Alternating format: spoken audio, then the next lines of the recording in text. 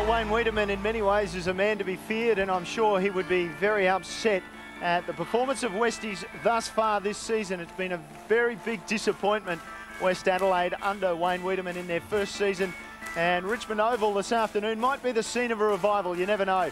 And it's welcome to Andrew Rogers. And Andrew, gee, Westies against the Eagles, you would expect there'll be an answer from Westies. You would expect. Look, they've been thumped mainly in 6 weeks. They've played some pretty good quarters of footy, just haven't been able to string it together for a full 4 quarters.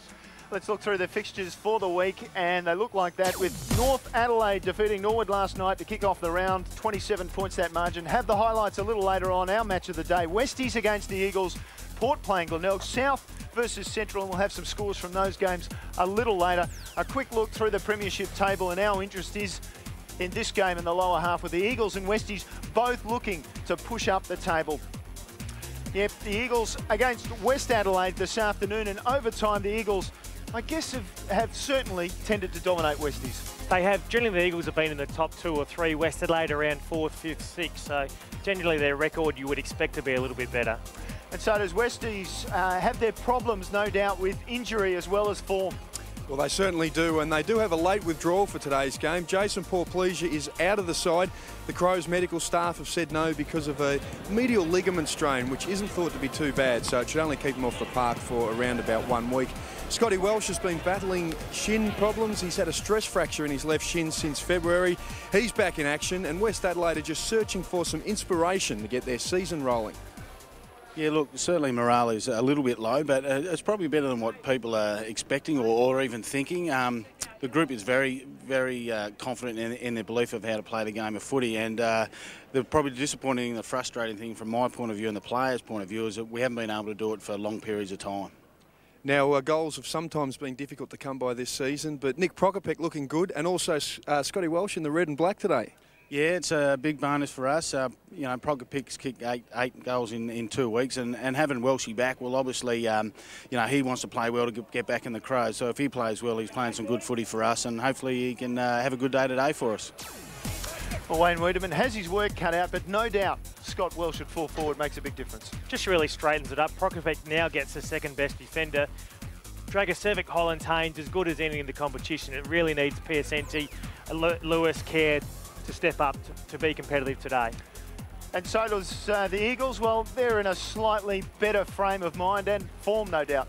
Well, they are starting to look good, aren't they? And coming into the side for his debut is the big ginger giant, Sammy Jacobs, an 18-year-old, so we'll look out for him. And also a couple of other interesting stories here. Chrissy Knights went over to Melbourne last night with the Crows as their travelling emergency. He's just come back on the plane today, so he's ready to take his place in the side. And Brent Fruin, the forgotten man of the defence, hasn't played since last year's grand final for the Eagles. He's back in town, so we wish him the best after overcoming all his injury problems. Well, yeah, he's always had injuries, hasn't he, poor Brent Fruin? But we look at that lineup, it isn't that vastly different from the sides that have played in grand finals. No, exactly. But the addition of Knights, they have the quality on ballers. Fruin, I'd like to please play centre-half back. McKenzie goes onto the ball, adds another aspect to that Eagles on-ball brigade. And so does no doubt you're enjoying the sunshine this afternoon. Well, I certainly am. Conditions are fantastic here, not just for the players, but also for the faithful West Adelaide and Eagles supporters who have made the trek out here to Richmond. It could be around about 15 degrees later on. It's around that at the moment, in fact, and a little bit of cloud, so hopefully the rain will stay away. And no real breeze to speak of, so neither side will have an advantage with the wind in this first turn. Looks pretty good, doesn't it, for the game this afternoon? And we look forward to welcoming Michael Maney to the commentary position. Thank you, Neil Cross. Interesting game on our hands here. The underdog, the big underdog, definitely West Adelaide. But they're on their home patch. The umpires, Bowen, Cowell and Ralston. Some experience there with umpire Ralston at least. And Cowell. The perfect conditions for football. There's Paul Lindsay, who we relied on to carry the ruck. He's been terrific, averaging 28 hit-outs, #1 in the competition. Underway. Craig Sapsford in there. And the ball to ground. As we do so often, another bounce. And you touched on it, Michael. If Paul Lindsay can dominate today, the Eagles will win well. It's up to Craig Sapsford and O'Sullivan to compete heavily in there. And also with the West Adelaide midfield to try and read some taps. Dragosevic, kick smothered. This is Bennett. Oh, real worm burner, slips catch.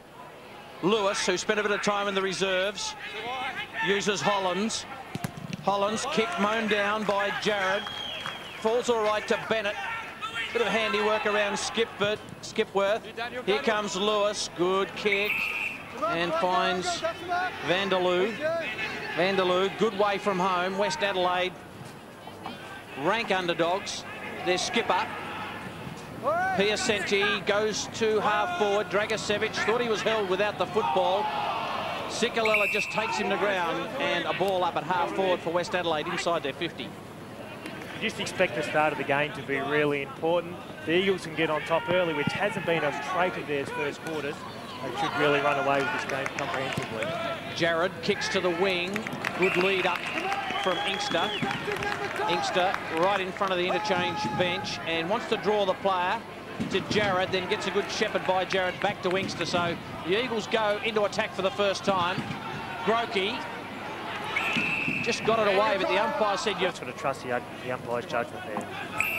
So Westies build from the back. Passador comes late, almost able to make the tackle. It's down to centre half forward for Westies, and a strong mark taken, and they're off. McMillan giving the hand pass out. And inside 50 they go, and Welsh. What a great addition for Westies. So she take an overhead catch. Point blank range, he should open the scoring. And he doesn't have any problems with that, Scott Welsh. Bread and butter for... Have a belief problem amongst their squad, and Wayne Wiedemann addressed it. If they can get away to a good start and Welsh gets involved early, you can see him able to shake off Brent Fruin there. If they can get away to a good start, it just puts some doubts not only in the Eagles' minds, but gives this younger group some self-belief, and they may well take it up to the Eagles today. Welsh, one of the best kicks you'll ever see, but you won't see that ball again. It's stuck in the tree behind the goals. Good spotting, Mark Soderstrom, as Hollands just boots it long. Getting back and taking a lovely mark was Mackenzie. And that'll be a 25-metre penalty against West Adelaide.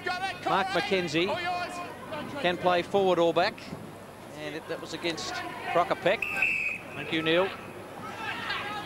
Mark Mackenzie, one of the best players in this competition, no doubt about that. Nothing to kick too much. He's got to go to a contest. They don't like doing that in modern-day footy. Not so bad in Sandful. Ball to the front of the pack. Powell just uses Cooper ball, the former Tiger, Richmond Tiger, that is. And Archibald at half-back. Spent some time in the reserves. Ball was touched. Play on. No mark to Skipworth. Didn't hear the call. Got it to Inkster. Inkster just pumps it long. Over the back. Good play by West. Pettigrew was there. Contest, and let's go to Sodas for the West bench. Big fella, the ruckman Ryan O'Sullivan sitting down there with Mark Miller, and youngster Daniel Kerr, who's in the state under-16, under-18 squad, in fact. He'll be running around with a big number 69 on the back today. Wayne Wiedemann down on the boundary having a close look. Not Westies trying to clear their area. They're under siege. Sikalella got it out to Knights. Quickly back to Inkster. Kick smothered by Munn. Now Powell stepped around one. Couldn't hand pass successfully. Dragicevic to Hollands. Plenty of space in front of him. His delivery for Welsh slides in nicely. Welsh looks up. Prokopek on the lead. Down the middle. Welsh tries to slot it in short. Prokopek can't get there. It's cut out by the Eagles defender in Ryan Potter. Comes to this side of the ground to Skipworth. Not much through the middle, but he goes to Fruin, who finds somebody short in the middle. It's Jared, centre half forward. He's got Sikalella, fell back into space, looks around, fell over himself. Fortunately for Westies, gives them time. Now he looks up. Passador comes on the lead, chooses instead to go to this side of the ground. Leading out there, Matthew Cooper, the former Sturt player. So an awkward fall here for Sikalella. Quite do any damage to himself. Cooper just slots it up there, 20 metres from goal. And Inkster able to take a chest mark in the end, and that's really, for the number of players they had in the zone, poor marking by Westies. I think disappointing is probably the word. Got away to a good start of West Adelaide. Cooper he always looked as though he was looking around. He had darting eyes to see what else was around. It wasn't a great kick, just needed to be a lot more competitive in the air there. Inkster slots home first of the afternoon for the Eagles and scores a level. It's an evolving player, Tim Inkster, because he now runs onto the footy. But that was all caused through Craig Sapsford, who went back and marked Cooper. He was just too nimble for Craig Sapsford, and he was able to get the ball forward, and Inkster just relatively finishes off simple goal. It was a nice start for West Adelaide. Their intensity's good around the footy. It would just derail them a little bit early in this first quarter. Loves a goal, does Tim Inkster. Scores level. Perfect condition for football. Would not get any better anywhere in Australia this afternoon. Skipworth. The clearance goes to the Eagles on his non-preferred. Oh, good mark. Mark in the middle of that pack by Grokey. He's one of a couple of good forwards that they have up there. And Adam Grokey played with North Adelaide for a few seasons. And I think got onto a Port Adelaide rookie list, was it, I think? And now he finds himself at Woodville West Torrens. Yeah, certainly 3 years ago he was on the Port Adelaide rookie list. Just couldn't quite break into the North Adelaide team, mainly because of injury. Just another opportunity here at the Eagles, but the centre break is where it all happened there. Here's Grokey, will kick from 45 metres out, directly in front. Makes good contact. That's a lovely kick from 45 by Adam Grokey, and the Eagles get their second goal in a minute. And Wayne Wiedemann did touch on it before the game to say, look, they had been really competitive. Now they've hit a flat spot here for probably 2 or 3 minutes. The Eagles are able to get 2 goals, one through a really good centre break through Lindsay and Skipworth. And Grokey, just a one-out contest, just a bit too strong. Goes back, nice, beautifully weighted kick. Goal umpire didn't have to move. The Eagles assume the ascendancy in this game. And they lead by that margin of 6 points. Again, Westie's pretty good in the middle, working hard. Powell got a hand pass out. Inkster wants to go back to his left side. Good delivery for Grokey again. Leading out, pushed after, no, it might have been 25. Push came there. Now he goes into the hot spot, looking for Passador. Ball slips to the back. And Passador just streaks through. Too easy, Mark Passador to open goal. And it's a 2-goal lead for the Eagles. Just able too easily to go through that pack and tap the ball to his own advantage. It was always going to be a worry. You see young Ben Grieger there, only a 19-year-old up against Mark Passador, heavily experienced. You see they're just able to thread the needle way too easily without anybody at least hindering him. And once again, the Eagles with the win out of the middle. Give him first look at the footy. Grokey moving around nicely at centre half forward. Here's this flat spot. Again, don't want to harp on it, but a flat spot, as we're seeing again for West Adelaide. Happy Eagles bench. 21st goal of the year for Mark Passador. 21-13. Lindsay. This is where they need to get it, West. They can score if they get that centre break. Dragicevic kicks. Welsh at the front. Taken to ground. Fruin's got him pinned. Umpire says, give it to me. Ball up. Welsh just a millimetre away from taking that mark. He looks pretty keen for action, Scott Welsh. Hasn't played a game this year. Taken by Inkster. Slung in the tackle. Strong work. Fruin just wants to dive. McMillan. Big pack of players around the footy. It's about 30 metres from the West Adelaide goal. The binoculars are out, keeping a close watch on proceedings at Richmond Oval. McMillan knocks it away. It's sharked by Skipworth, who goes with a torpedo punt to the wing. Lindsay leads the foot race. That's unusual. And he's tried to give it to Knights, but trickles out of bounds. Big Paul Lindsay covering a bit of territory. Wayne Wiedemann on the boundary line, chewing the gum down at ground level. Doesn't want to sit up in the coach's box, as the norm these days in modern footy. We saw Andrew Jarman go to the boundary last week with good results, of North Adelaide winning that terrific match against Port. Free kick in the ruck is going to Craig Sapsford. He'll drive West Adelaide forward. They get it to half forward. And 1-2 grabs. Haynes credited with the mark, swings around quickly. Welsh is already on the lead, and boy, that was fortunate. Ciccolello didn't have his eyes on the ball, but managed to tap it away. Now the handball, loose, but Skipworth picks it up. He goes wide dangerously again. Westies have opportunities here. Mistakes being made by the Eagles. Finally comes back to Ciccolello again, and he clears the area nicely. Shattuck sitting in space. He goes down the wing for Jared. Jared can take it from Piacenti, who puts the pressure on. Jared will want his left side. That's why his hand pass. Off to another left footer, and Inkster down to half forward for Grokey. From behind came the punch nicely from Pettigrew. roved at the front. Westbrook drives it in. And coming late, no. Treby just couldn't quite get there. Now it's at the back. Grieger in trouble, got the hand pass out. Donaldson under pressure. Eagles pressure in their forward line is very good. Still in dispute. We might get a ball up. No, we won't. We'll get a rush behind. Ronnie Fuller there, pensive. Start by Westies, and now the Eagles have answered, and they're 13 points in front. Kick to the outer side. And Dragicevic just runs off the line, and that kick just found Oswald. Oswald in his defensive 10-metre square. Piacenti gives him something at half-back. The kick's a real good one, and Piacenti in a bit of space. Piacenti, the skipper, goes to the long, long lead from McMillan, who's got to go, but Sikalella just stood his ground. Good kick, looking for Powell, but in fact, it's ended up with Treby.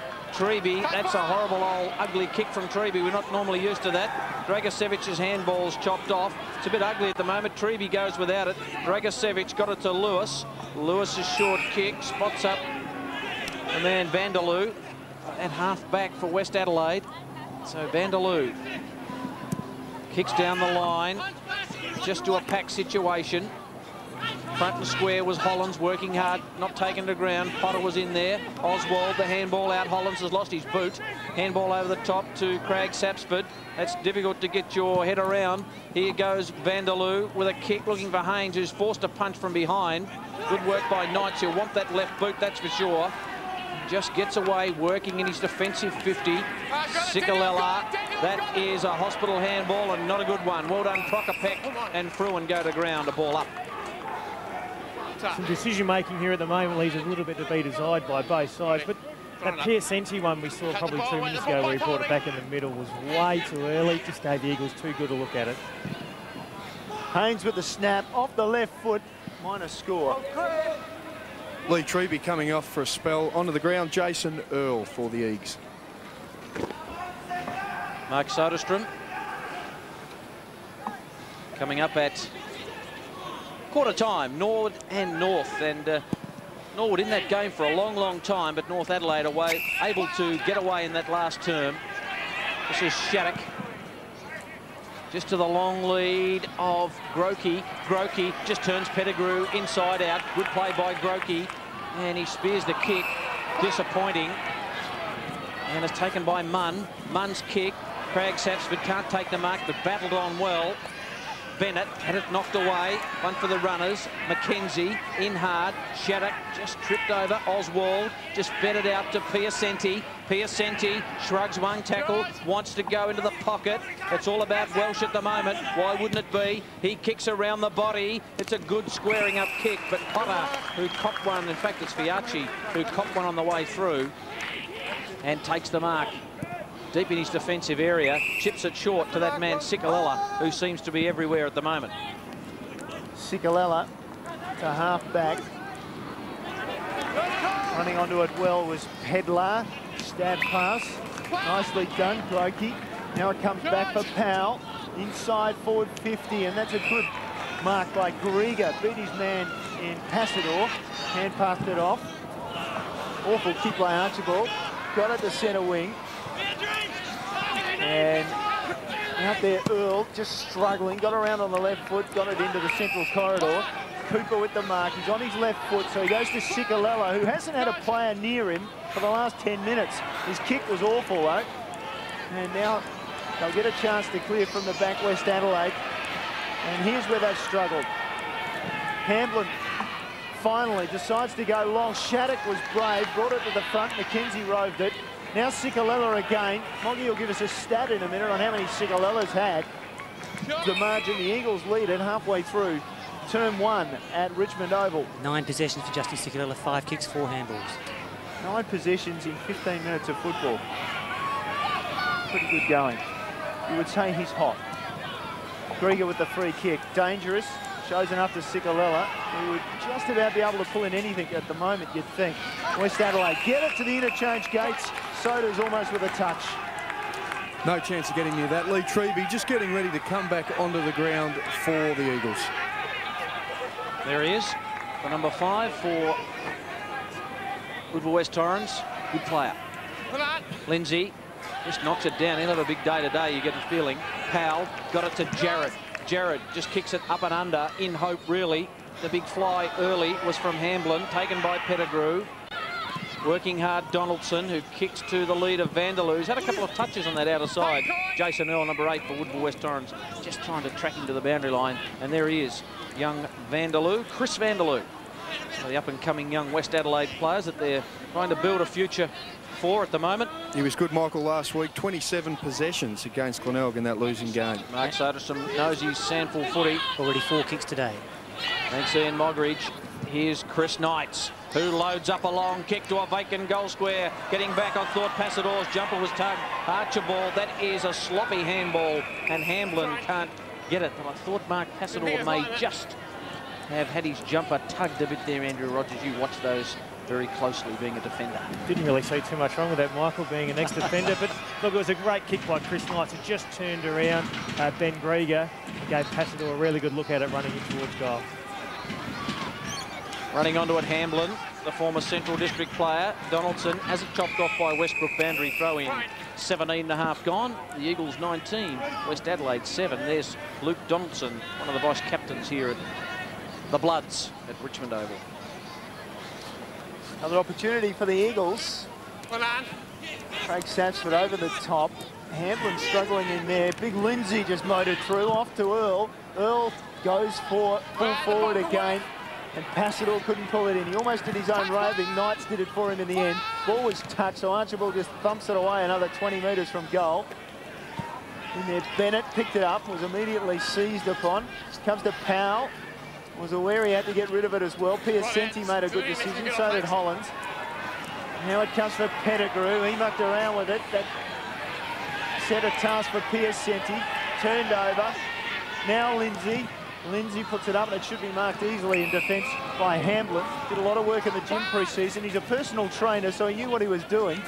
Trying to work the weights in the hope that he would, you know, keep position, or that was the idea anyway.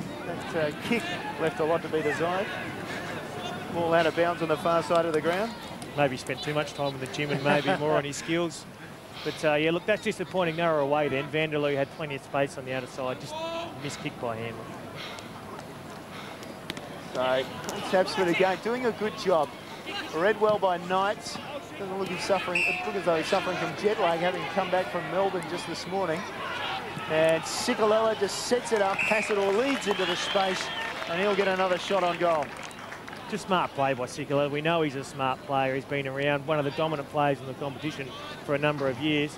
Just waited and waited and waited. Was going to kick it long to the top of the square. Could only see West Adelaide players there. You can see him showing the ball. Just waited for someone to work their way back into A ruck change already coming off the ground. Matthew Cragg. Sapsford on is Ryan O'Sullivan, who struggled against James Seller last week around the ground, but beat him in the hit-outs in the centre. Back into play. Grokey just fell over. Good bump by Lindsay on Pettigrew, who just wants to hold on to the football. Munn. In comes Cooper. Just foxed it out to Fiacci. Fiacci's handball. Knights needed a good shepherd and got a couple. Gave it back to Fiacci, whose wobbly old finger-breaking punt kick goes looking for Passador, and Hollands has been paid the mark. Horrible handball, set up Munn, but it's okay. Hamblin got it away. They trail this contest, and there is Ron Fuller on the phone. Just the movement there from West Adelaide was a lot better. They moved the ball quickly out of the fence, gave their forwards one-on-ones. You can see that forward line. Look, it can function well if they can get one-on-one competition. Time on, opening quarter. Westbrook wanted to break away quickly. Hamblin held him up well. Now Westbrook turns around, goes for Passador, but falling backwards, Archibald read it well. He's already been called to play on. Finally he realised it, released to the far side, running out there Hollands for him. Hollands in turn has Vanderloo or Lewis. He goes for the latter. Lewis is just inside centre square on centre wing. Pulls back, takes his time. Yeah, it's a key. Centre, it's pretty crowded. It's too slow. I mean, he should have really played on quickly then and got the ball moving quickly. Bennett at half forward. Shattuck and Skipworth falling back in front of the leading forwards. Not a bad kick. Haynes is rode by Vanderloo, who got the hand pass off. Wonder why, actually. McMillan steadied, squared it up. Big Lindsay was there, couldn't gather it. Lewis could. Back to Hollands. Set up Bennett. Bennett tapped it on as best he could. They might get away with this, Westies. They belt it long, and it's out of bounds on the full. But Ryan O'Sullivan with the quick kick off the boot. And the Eagles will get another opportunity. And they've got players loose on this side of the ground, and they might switch straight away through Sikalella, and they do. Treby's in a bit of space, and he's got Potter down the line. Good kick. Prokopek on the mark. Ryan Potter kicks to the wing. Ball thumped away. Hamlin rove beautifully by Pedler. Pedler's kick is a terrific one to Skipworth. Eagles are running. Passador provides the lead. Not a good kick, but he's a strong mark. He is a strong customer mark, Passador. And he outmarks Grieger. I thought the kick from Skipworth might have just hung a little bit too long, but Passador was good enough to take it. It was also very good. You see, he just propped in front of Ben Grieger just to provide some space as to where the ball was going to drop. So that was really important. Sikalella off. Down there, looks like the rotation just before quarter time. Looks all right. Mark Passador from 40 metres out. Well, he didn't kick through the ball. It was a poor kick, but there's a nice mark. Taken, or is it a behind? We've been all clear, and I think it might have been Grokey who got a lovely mark, but it won't count. Just didn't really kick through that mark. Passador tried to steer that through. He needs to go back to his routine. But look, Grokey has started brightly today. He's offering very much a contest at centre-half forward for the Eagles. Vanderloo won't intercept the ball before it goes out of bounds at half-back left for West Adelaide. Gee, for all their ball that they've had, the Eagles, and opportunities inside their forward 50, a 13-point lead really doesn't reflect that. No, certainly, West Adelaide just need to hang tough now for this last 5 minutes so they can go in at quarter time and address some issues where they're getting beaten on the footy. Lindsay to Skipworth, sitting at the front, Donaldson. He can spread the ball across the ground. No, might have thought about it just for a moment. Now he decides he's going to go down the line by the looks. He does as best he can, hugs the boundary. And ahead of West Adelaide, they haven't got much at the moment. Vanderloo is taking his time, and finally he's called to play on, and still he wasn't quite sure where he should go, and as a result he's turned it over straight away. Shattuck backwards towards Fruin, now squares it to Jared. They open up this side of the ground. There's not much there at the moment. Jared, a left footer, decides to just bang it long and hit and hope, and all he found was Simon Munn in West Adelaide colours. Releases the ball straight away to this side.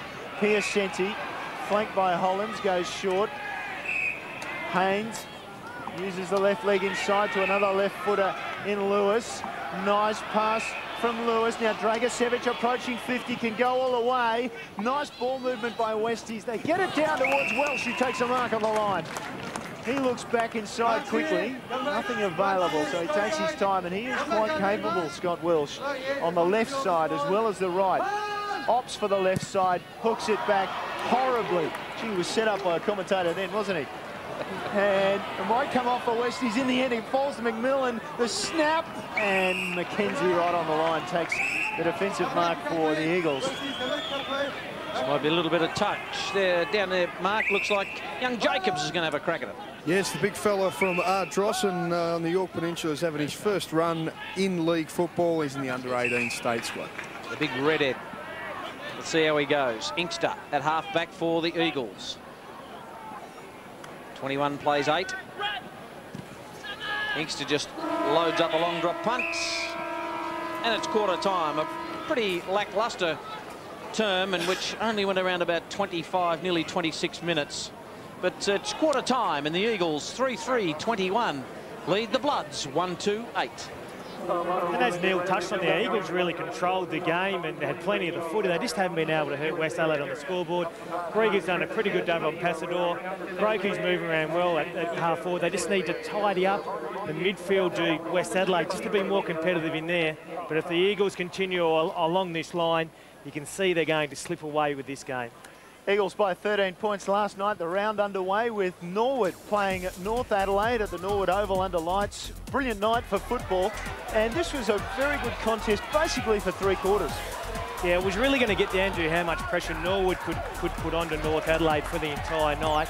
And for the first 3 quarters, they were able to maintain that, make North Adelaide accountable, force turnovers. In the last quarter, North Adelaide were able to get their running machine going. And in the end, it was just too much and too good for Norwood.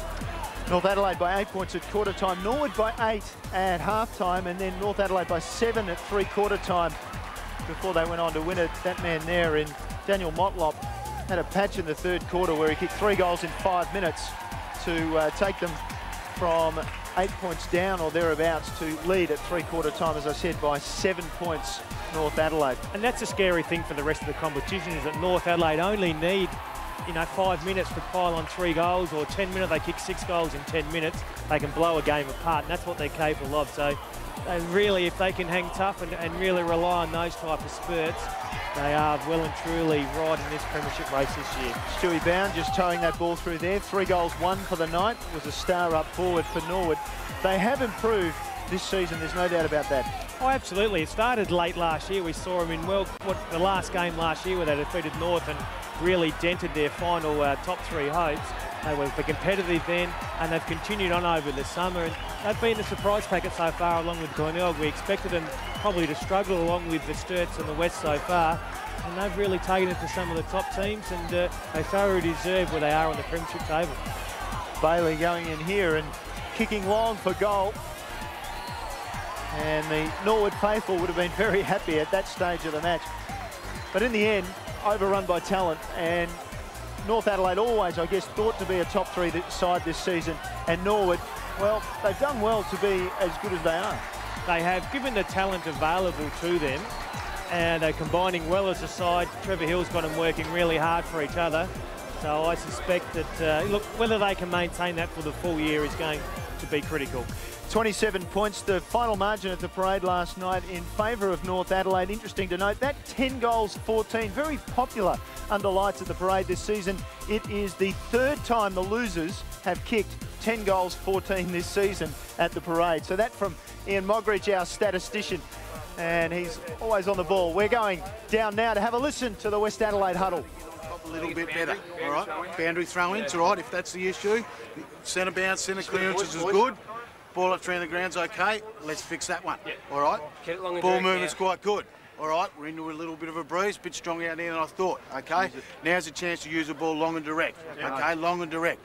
Let's make sure that when we do go forward, and we've got time to compose ourselves and wait, we'll wait. We've got all day, all right? Don't rush a play that's going to get turned over and brought straight back out, all right? Even if we've got to eventually kick long to the top of the square, have a contest, someone may take a good hanger or a catch, all right? The worst thing that can happen is come to ground, we get a crumb, okay? And so does very much educational stuff from Wayne Wiedemann.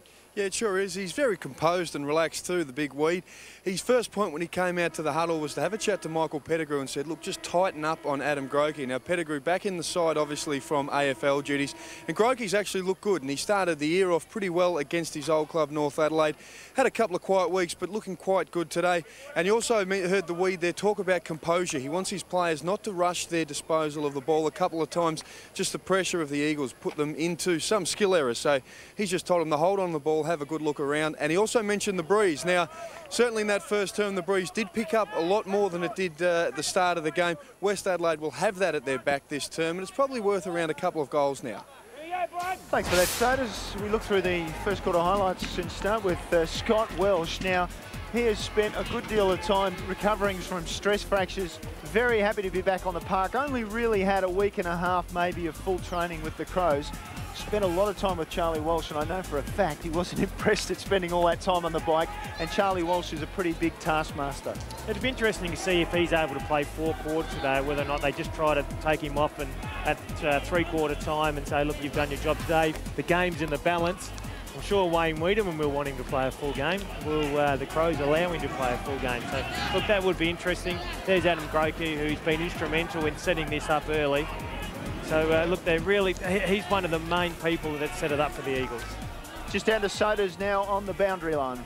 Yes, Vinny Rugolo, how are you, mate? How's the body, in fact? You've played the twos today and played a couple of weeks back. You getting better? Yeah, the body's good. Just getting a bit of match fitness back with the hand and hopefully back up in the league after the bye. And challenging Mark Passador for some goals again? Nah, not this year. Try and get on the ball a little bit more this year. And a good start there by the boys in that first term. Yeah, we probably could use the ball a little bit better, but it was a good start.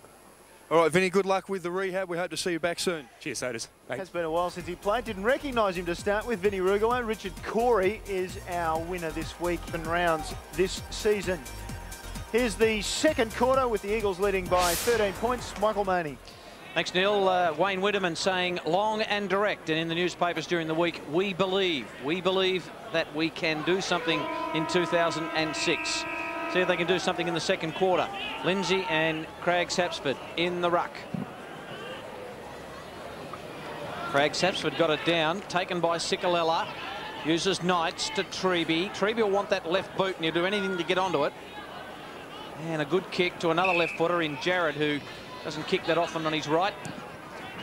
Kicks to the wing, making some space and running off was Mackenzie. Mackenzie's kick is all right. Drifting forward was Skipworth. Good kick, looking for Passador. Well done, Grieger. Just provided a good contest. Skipworth again. Treby was on his own momentarily, but Skipworth goes it alone, goes to the square. Passador almost with the flight of the ball. Over the top, Craig Sapsford.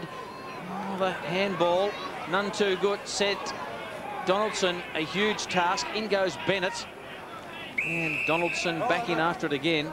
Some poor skills coming from the back by West Adelaide is hurting them. Straight up, guys, straight up. Umpire throwing it up. Taken by Dragicevic. Thought he was caught high. Pettigrew. Donaldson just fumbled. There's Cooper. And Donaldson's going to get a free kick. And Andrew Rogers, you right up with these things, so I think he's a bit lucky. Yeah, I think once you've, there's sort of almost been at 25. You can see there was just after that, it was just the fumble. And then once you fumble, you put yourself under a lot of pressure. I thought it maybe should have been a free kick. Here's Vanderloo. He's had a pretty good first term and looking good in the second. Centred the kick up. They fly high. Oh, big leap at the back. Welsh couldn't take it. Lewis can't drive his way through. Did he have prior opportunity? The umpire said no. I'll have a bounce. It's in West Adelaide's forward 50, 2-minute mark of this second term. I think both coaches would be disappointed. The Eagles have gone inside 50 20 times for only 3 goals, but significantly West Adelaide are 13 times for only 1. So the disposal to their forwards has been sadly missing. Sikalella finds Treby. Inside running for him was Knights. Puts on a little spurt, gets some distance. Now he looks back inside off his left leg. Dangerous kick. Craig Sapsford brought his player to ground, tapped it out to Dragicevic. Now Pettigrew took a bounce. Dangerous. Boy, that was bad decision making. They get away with it though. Vanderloo through the middle of the ground. Far side, he's got Piacenti there for him. He can take off. Piacenti looks down in. Welsh is leading back to the goal square. He goes short to Prokopek. Welsh. So now the options have been taken away pretty much for Prokopek. He's got to shoot for goal. I don't think Nick actually proposed passing it there. You know, I think as soon as he took it, I think he realised it was a shot at goal, like a good full forward should. And he's not going to quite make the distance. Welsh will come from behind. Ball comes to the front. Boy, Scott Welsh is enjoying his time back and battering bodies. Hasn't helped the Westies cause though, because Mackenzie comes away with it. Takes his time, finally. Just squares it up for Fruin. Eagles running.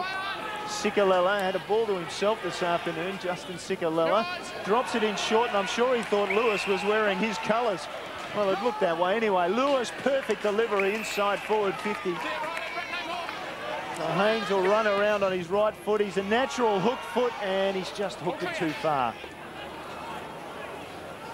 Interesting, Wayne Wiedemann at quarter time didn't address Justin Sikalella. Actually, he's actually tried to run someone with Chris Knights, and Munn's got the job with Knights. Wayne Wiedemann on the boundary. Sikalella looking to make better of this kick. Out in front of Grokey. Well done, Skipworth. Over the top. Eagles running machine on its way. Jared's kick. Looking for Westbrook. Just didn't have enough on it. Westbrook's got a turning circle. It's pretty slick. Skipworth. Just a wobbly old kick looking for Passador. Well done, Grieger. Just attacked the football. Munn. His kick touched off the boot. Might fall all right to Hamblin. Hamblin sets Dragicevic a task, but he's up to it. Slick work, got it to Donaldson. Donaldson's kick, well, not the best, but Lewis nearly snagged it. Well done, McKenzie. Shattuck was in there also. Sikalella just uses Shattuck, who's drifting by, who kicks looking for Passador. Grieger. Passador ends up with it. Grieger got out of the picture. Well taken by Inkster. Cooper got it toward Treby. Treby's high kick is coming around, but not far enough. It's a behind. Yes, if you look, here's another one of these skill areas. That's just below the knees there. Ben Grieger needs to get his body in line with that. Look, he's done really well against Mark Passador. As I said, the Eagles have gone inside 22 times. And for Passador not to have a goal on the board is exemplary. Well, sorry, 1 goal on the board. Another mistake, 60 metres from goal. Jared with the kick for the Eagles. Drives it up long. Ball over the back. Passador can gather. No, he can't. Coming in there quickly.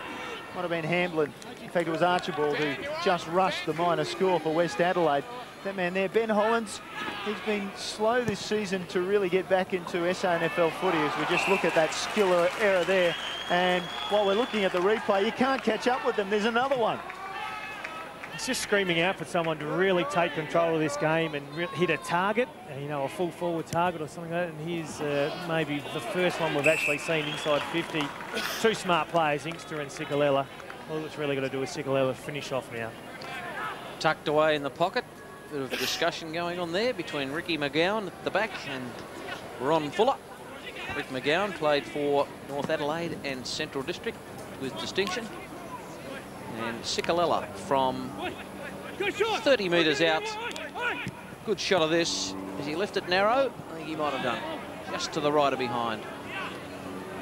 That's the trouble with getting caught in the pockets here at Richmond, and as it is with any grounds. We get a look. We'll get a look at his kick out from full back. It's just fairly lazy at the end of the day. Kick off 1 step. Look, get some momentum going into your kick so you can actually give some punch. So you actually take Tim Inkster out of the equation. Well, West Adelaide choosing to have all their players just about outside 50 for the long kick. That's what they do this time. Ball comes down to Pettigrew. Lovely palm off. You'd be proud of that as a rugby league player. Now Pettigrew running free through the middle of the ground. He's carried it through the square, and then the delivery lets him down. And disappointingly for Westies behind play, Ben Haynes didn't make any attempt whatsoever to put pressure on the player who intercepted there for the Eagles as they come back to the other end of the ground. Inkster almost slips over. Then he goes long for Passador and Grieger. Grieger did well, punched it to the front. Skipworth. And that's Craig Sapsford, and that's why normally Ruckman handed off, although Big Lindsay takes the mark. Lindsay looks inside forward 50, his delivery, no. As I was saying, Ruckman should hand pass. Ball goes over the back. Sikalella, what's his finishing like on the run? Good finish. Goal to the Eagles. At last, a finish. Yes, didn't we need that after a comical errors we've seen through a lot of it. As we get a look, we'll get a look at these errors on again with, I dare say, Pettigrew. Look, good play by the young fella to actually get it back. There's a mistake there. There's Haynes, who hasn't chased out, looks very disappointed. Very frustrating from Wayne Wiedemann. The endeavours there, you can see the reaction there when Pettigrew's run through. The endeavours there, unfortunately, they just haven't quite got the skill level to get to the standard that he requires. Well, Haynes has spent all time in the forward line and hasn't spent much time on the ball. He was on the ball against Sturt a couple of weeks ago, we saw, and he's pretty prolific, but I suppose they need to kick goals up there. Haynes has only had 4 touches today. Sikalella has had 18 for the Eagles. Yeah, amazing. And you'd think they'd probably go head-to-head, wouldn't they, around the ball? And you got Welsh up there as a target and Prokopek, and I don't know why Haynes is there. I think it's time that you start matching up one-on-one. Look, if Sikalella gets a kick, you make him Haynes' opponent. So Haynes runs with him wherever he goes, whether he goes in the back line or the forward line. Same thing with McKenzie, same thing with Knights. You generally go through the whole side and you match him up one-on-one. If he goes onto the footy, you go with him. At the moment, the midfield is just way too open for both sides. And at the moment, the Eagles are dominating in the midfield, so they need to address it in the West Adelaide midfield. Like Pettigrew's off down there. Sodas doesn't look, he looks okay. Yeah, he's fine. Adam Grokey was taken off moments ago by the Eagles. So just for match-up terms, Weed's taken Pettigrew off with Grokey on the bench as well. Well, Fiachi kicks to Shattuck, still in their defensive area, the Eagles. Aaron Shattuck, former Brisbane Lion. power-listed player, Fruin. As Neil reminds us that he just played in the last game for Fitzroy in the VFL as Powell gets taken across the line. And a long time ago now, Neil, that last game, 1996, somewhere thereabouts. Brent Fruin, that important part of the Eagles' defence. Lindsay down at the back, Dragicevic, another possession to him, Piacenti. Piacenti just kicks high, looking for Hollands. Well done, Shattuck. Just knocked it away to the boundary. So just a game of inches, bit of an old cliche, but the old arm wrestle comes immediately to mind, Andrew Rogers. There's the West coaching staff minus Wayne Wiedemann, who's on the boundary. Interesting concept. I mean, you would expect your assistant coaches to have ideas, toss up ideas as in what to do. With Wayne Wiedemann down on the bench, very hard for them to have an influence on the game. Jared takes an uncontested defensive mark for the Eagles. They can spread it. They've got players lining up to bring it this side of the ground. McKenzie, he can go and turn to Pedler, or he can drop it over the top now to Shattuck, who's in space. Shattuck will mark it. Welsh comes to close him down. Now Shattuck can come to this side of the ground. Fruin's created space. Running for him inside is Jared. Goes that way. He's a left footer, a long strider from Williamstown in the VFL. He's in trouble now. Gets it off to another left footer who's on his right foot in Trevey. Down to half forward. And they've moved it that far, okay. Fairclough inside 50 with the kick. Piacenti falling back, doesn't get that far. Trevey tries to break through. Did well, hand pass to Earl. He said, thank you very much. And has immediately crashed to ground on his forward 50. I'd be tempted to move either Sam Jacobs or Paul Lindsay forward, just as a tall marking option. They're very much Mark Passador conscious. If they don't move it quick enough, there's no one to kick it to. Move it quickly, get it down quickly to a one-on-one. You've got a 200 centimetre and a 198 centimetre there. See if you can really stretch this West Adelaide defence. Well, as you said, a little too Passador conscious there. Fairclough went for Passador. It was intercepted by Donaldson, and Donaldson's immediate opponent, Fiarchi, was in a bit of space. Now West Adelaide clearing from the back, taking their time. On centre wing, it's Oswald. Look backward of centre wing. Oswald now looks up. Goes long for McMillan. He got a hand on the ball. It fell to Shattuck at the back, tried to paddle it. Toe poke in there from Welsh towards half forward. Potter got marked by Welsh. Hand pass away. Jared covering a lot of territory. Fruin was good. Now they get it short to Knights. Knights on centre wing, shares the ball wide. Fiarchi down to half forward, long and high. Flying from the back came Westbrook. Did well to get it to the front. Fairclough, though, was over the line. We'll get a ball in on the far side of the Richmond Oval. Score check, 30 plays 9. Comfortable lead for the Eagles. They haven't really been tested, though. Nothing in that.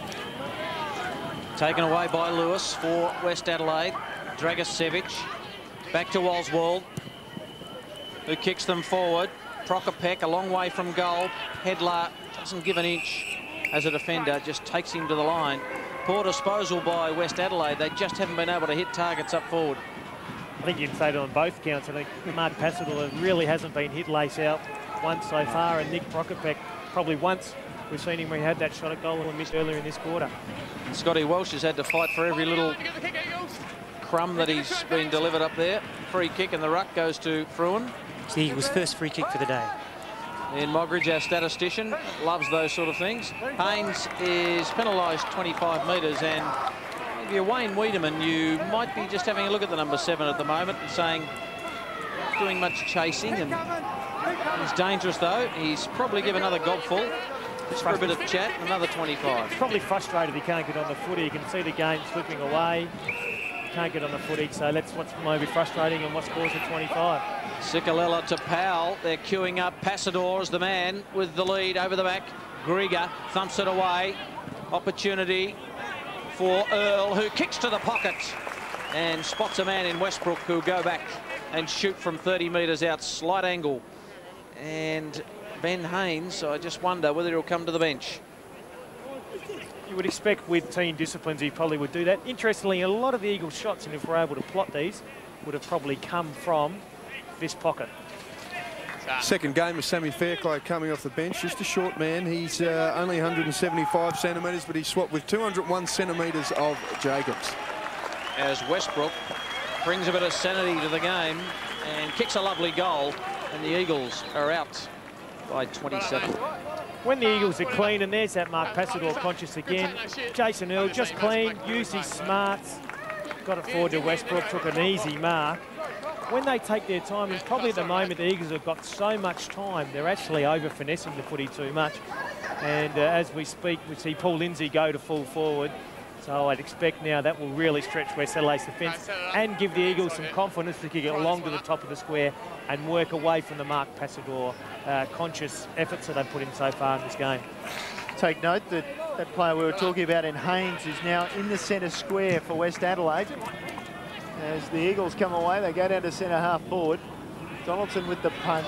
There's Haynes in a bit of space, takes his time. We know he's a long kick, goes for Dragicevic. Nice pass. Dragicevic immediately plays on into centre half forward. McMillan did well to make a contest because Mackenzie had read it much better. Now West Adelaide, they look for a clean possession inside 50. Across at centre half forward with Hollins in space. He looks up, Welsh waits, and so does Prokopek, and Welsh pointing to the goals and Prokopek pointing to the pocket on a lead. And so Hollins has decided, I'll have a go. Yeah, right out, thanks, right out. Both players out. Hollins, Peter, come away. This will test his ability to kick the ball long. He was West Adelaide's best and fairest in 2001. Almost another lifetime, really, for West Adelaide. Eagles, Hollins unable to make the distance. Jared takes it away for the Eagles. Beautiful long left footer finds Earl in space. Earl goes down towards Westbrook. Out in front of his eyes, 1, 2, 3, grabs, umpire calls. Play on, Westbrook looks up and says, well, hang on, how many grabs? Did I hear the umpire say, I thought it hit the ground there, or? I don't know. But anyway, it didn't appear as though on that replay there. All right, Colin Ralston, unimpressed by the protests and the juggling skills of Westbrook. Here's Haynes. Over the ball, battling hard. Sikalella opposed to him, maybe got a toe poke in there. Now Donaldson wanted to control it, went to ground. Sikalella held his feet and then decided the knees were good enough. Now it comes to Knights. Knights looking for that lace-out pass we talked about. Couldn't find Passador. Ball on the ground, Lindsay. Now Passador with the snap, high, and through for the minor score. Yeah, it's difficult for Ron Fuller to get a message around to say that Lindsay's gone to full forward and kick it long to a square so he can really stretch him, because he's obviously got so many players around the place. As we see young Daniel Kerr come on for his first run this afternoon. Tall for a small, by the looks of things. In the centre. Opportunity for West Adelaide to go forward. Kick by Pettigrew, I think he's on the ground. There's a lovely mark by Welsh, a one-hander. This comes out with plenty of strength, and from here, he's a dead cert to get the journey. And it wasn't a lace-out kick there. It was just a kick out into space out in front of me. He was able to hold Brent Fruin off with his body and just protect the space where the ball was going to fall. Talk about that class factor, though, with Welsh. He just looked straight away as a class above, didn't he? Yeah, he certainly did. I mean, Brent Fruin's a very honest defender and a very good player in the SANFL. Not too much he can do about that. The kick by Welsh is just pushed right. They need a couple of quick goals, you'd think, West Adelaide, but they'd look better when Haynes is in the middle and they kick it long to Welsh and or Prokopek. Well, it's exactly what Wayne Wiedemann asked them at quarter time, to kick it long to the top of the square, make a contest and see if we can get some crumbers. They just haven't followed his game plan. Munn comes across, knocks it away for West Adelaide. Vanderloo, and he did well. The young man just pushing the ball in front, and Treaty, who at no time was ever intent on picking that ball up, pretended that he was. Just delaying play a bit. That's allowed his teammates to man up. Short goes the ball to Munn. That's his time. Not much in the way of big leads coming from the West Adelaide players. So Simon Munn taking his time. Now he's called the play on. Drills it high and says, catch that. Pettigrew came from behind. Just punched it down. Lewis in good position. Got it off quickly. And West Adelaide ball smothered. Eagles work it into the path of Powell. You know he's got some pace. His hand pass was awful. Boy, this game has really deteriorated skills-wise, and it didn't start from a very good base. inside the centre square. We'll get another ball up. Righty. Let him run it. Ralston Collins having a chat to the players. Westies another high forward entry. Shattuck, we call that a forward 50 entry, and it got to maybe 48 metres. Shattuck's kick was awful as well. Westbrook on the ground, put his head over the ball, and now he could be trapped. No, well, he was trapped, but it wasn't a free kick. It's almost a disease out there at the moment, isn't it? You know, good players like Aaron Shattuck, you would expect to hit that kick over the top, running into space. Should have been Treby. Just a very poorly timed kick. Eagles by 27. Interesting ruck contest. Sullivan going up well before acceptances. Miller, number 11 for West Adelaide, the former South Adelaide player, on the ground. Well done, Jacobs, in traffic. Inkster just hacks it high. Donaldson and Skipworth. Skipworth's recovery is good. Handball over the top, that was Miller looking for Oswald. Hollins, Sikalella just did well against a couple. Hollins backs up, ball close to the line. Somehow it's still in. Donaldson goes to ground. Umpire Ralston will ball it up. Two really good efforts there, but just prior to this, Sikalella, he actually got a hand on one handball and then got a hand on another handball just to hold the ball in the air. Those little desperate acts sometimes go unrewarded. 20 players around this football. Out in the open, Hollins. Well done, Treby, with the intercept. He's got a free kick, held without it. Earl kicks it forward. It's got to come back. A free kick to lead Treby. It'll take a while before that footy comes back. Ron Fuller on the phone. And I guess if you're 27 points in front, nearly 5 goals, you've got to be happy about something. But one senses that he's probably not totally happy with the way it's gone so far. His side hasn't been able to be too clean, but you've got to give West Adelaide some credit there because they're pretty hard at it. Treby's kick and Lindsay just a bit too easy. And Archibald just caught behind, didn't get any body contact on Lindsay at all, and he'll go back and have a shot from 40. It just gives you some players the opportunity to go long. You know at the very worst you're going to get a contest, but Paul Lindsay's going to bring it to front and or take the mark. It's not the greatest shot for goal, but it just gives your fellow forwards a great opportunity. Yeah, he's not a real good shot for goal, Paul Lindsay, not, as he just goes back and splits the middle. I don't think he can get it any further in the middle of those goals, Andrew Rogers. They're out by 33, the Eagles. No, he's a great kick for goal. But look, Treby just worked it forward, and just a one-on-one contest. He's going to be too tall and too big for Archibald one-on-one. If they can get into him one-on-one, Passador can be the leading target. Lindsay can be the long option. If he's going to get one-on-ones, he's going to kick a bag today. Out of the middle, Inkster, and now in plenty of space, can run all the way to 50 and kick a goal. Instead, he goes short, and Lindsay just couldn't stretch for the ball. Archibald dropped it. Now it comes to Passador through the tackle. Easy goal coming up. And nicely snapped by Jason Earl. And it was easy in the end. He's just able to break through that tackle. And it was very, very predictable stuff. It's almost pedestrian out of the middle. Inkster was able to break out without any real tactic. Just the kick had too much carry on it there. And Passador worked hard here to keep the ball in the area. Good strength showing there, able to stand up in the tackle and get his arms free. And Jason Earl was on the recipient in the end. So just the floodgates just starting to open a little bit here for the Eagles. Former Sturt small man, Matty Cooper onto the ground. He's gone the half forward for the Eagles. And Paul Lindsay's goal a moment ago, number 50 for his career, so he can kick it.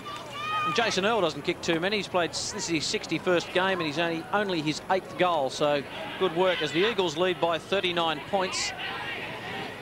Skipworth got it away to Treby. Just gives some ground back to Peter Fiacci. Just get the feeling the Eagles are starting to find a bit of their game at the moment. Out in front of Jarrett. Will try and haul it in. Over the top, Shattuck's got some run. He wants to duck it back inboard to Jarrett. They fumble it and lose it. Hollins. Just looks like he's struggling for a bit of pace at the moment, taken by Haynes. Haynes just squares it up, looking for Dragicevic, who marks well in front of Peter Fiacci. So Dragicevic, who's just pushed forward as Haynes has gone onto the ball. Dragicevic's kick is out, looking for Welsh. That's a good mark. I think Neil Cross mentioned just a moment ago, class. And we saw another example of it. Fruin not doing too much wrong in that contest at all, but Welsh able to hold on with those sticky fingers. You almost push everyone else up the ground and get out of his space and let him take the forward 50. There's Brent Fruin. Look, he's going to struggle on a lead. He's not a quick player like Welsh. So if they can put it out in front of him and let him make his own pace into the footy, but it's also up to the Eagles players to push back into that space and deny Scott Welsh that space. 4-4 to a couple of behinds. Welsh lays back and kicks a lovely goal. He's got both goals for West Adelaide this afternoon, Scotty Welsh. And as Neil commented, this is a class act in this West Adelaide outfit. You can see they're virtually worked forward, and Lee Treby almost went but didn't try to stay.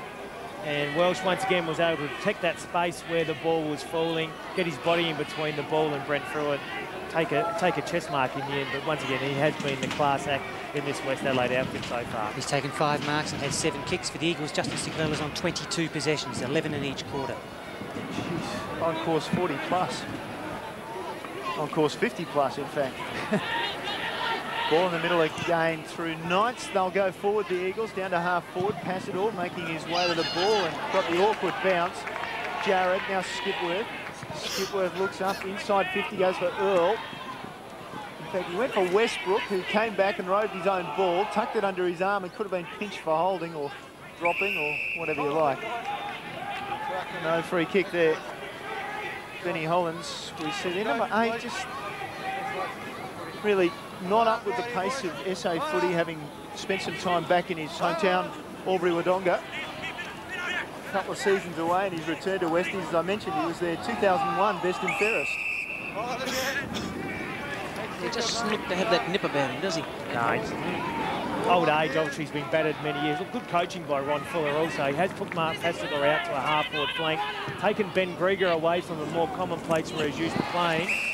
Therefore, you get Paul Lindsay one out, and now Westbrook is the marking option. Instant reaction. Westbrook has, Ronnie Fuller considers his options. Westbrook on a tight angle for a right footer here. A nice grab in front of Murray Hamblin. This to restore a 39-point lead for the Eagles.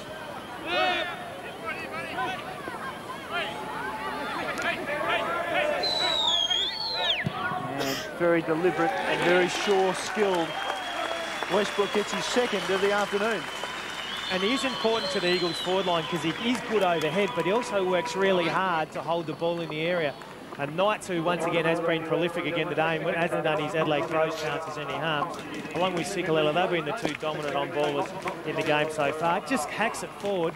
Westbrook, like all good forwards, playing in front, and importantly went back and kicked the goal. And the Eagles, as I said, have assumed ascendancy in this game.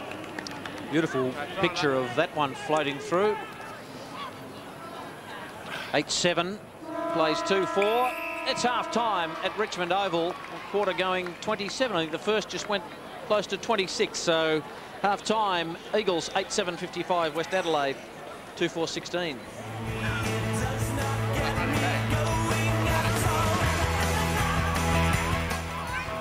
The pressure's on. There's a bit of tension, a little bit of drama. The champ could be in trouble. Love watching it, no idea how much I know about it. And there's more than pride on the line. And he actually believes that he will win the belt. It's the contest for sports nuts. Hit the hot seat. Are you ready to go head-to-head? 6 o'clock tonight. Look forward to that, head-to-head, our very own sports quiz show for all the addicts out there that just a little bit of sport's not enough. Well, in this match, gee, it'd be nice to think that Westies can come back in the second half because they have really been disappointing in the first half. Look, you can't question their endeavour. It's just really their skill level that's really let them down. And unfortunately with the Eagles, they've had so much time, they've tended to finesse with the footy as well. Overall, as you can see there, a lot of statistics heading the Eagles' way, and perhaps they've been guilty of, as you said, finessing, maybe not using the ball properly when necessary. Yeah, probably a little bit too much time trying to create options and art. I like the move of Paul Lindsay forward late. It just straightened him up and gave him a real marking target at full forward. And in other matches, we can tell you that Port Adelaide and Glenelg at half-time at Alberton all squared away at 7-7-49 apiece. And down at Noarlunga, it's South Adelaide stand by for this result. 10-3-63, Central's 3-4-22, a 41-point margin in favour of the Panthers. So we'll keep you up to date on all those scores whilst we cover this one. Next week ahead of us is the South Australia, Western Australia match, the battle for State League supremacy, and we'll have that from 2:30 next Saturday afternoon, and at 3/4 time we'll have a look through the squads for that particular match. Down to Soda's on the boundary line, and Soda's perfect conditions. I'm sure you'll be very nicely settled there in the second half, but you'll be disappointed if the skill level remains the same. Yeah, conditions great. The footy's not fantastic. I know the Weed at half-time has had a chat to the boys and said, look, we are in a bit of trouble, no doubt about that. And like Andrew said, the endeavour's great. They are just undermanned and not really up to the competition here of the Eagles, but he's got his players just to really make the Eagles work for all of their possessions. I think they're going to try and open up that forward line and really get Scotty Welsh to, if he still has Brent Fruin on him, just to open up and isolate him down there just to try and draw a few goals out. No indication, Sodas, that Scott Welsh may only just play most of the third quarter, say, and finish on the fourth quarter on the bench?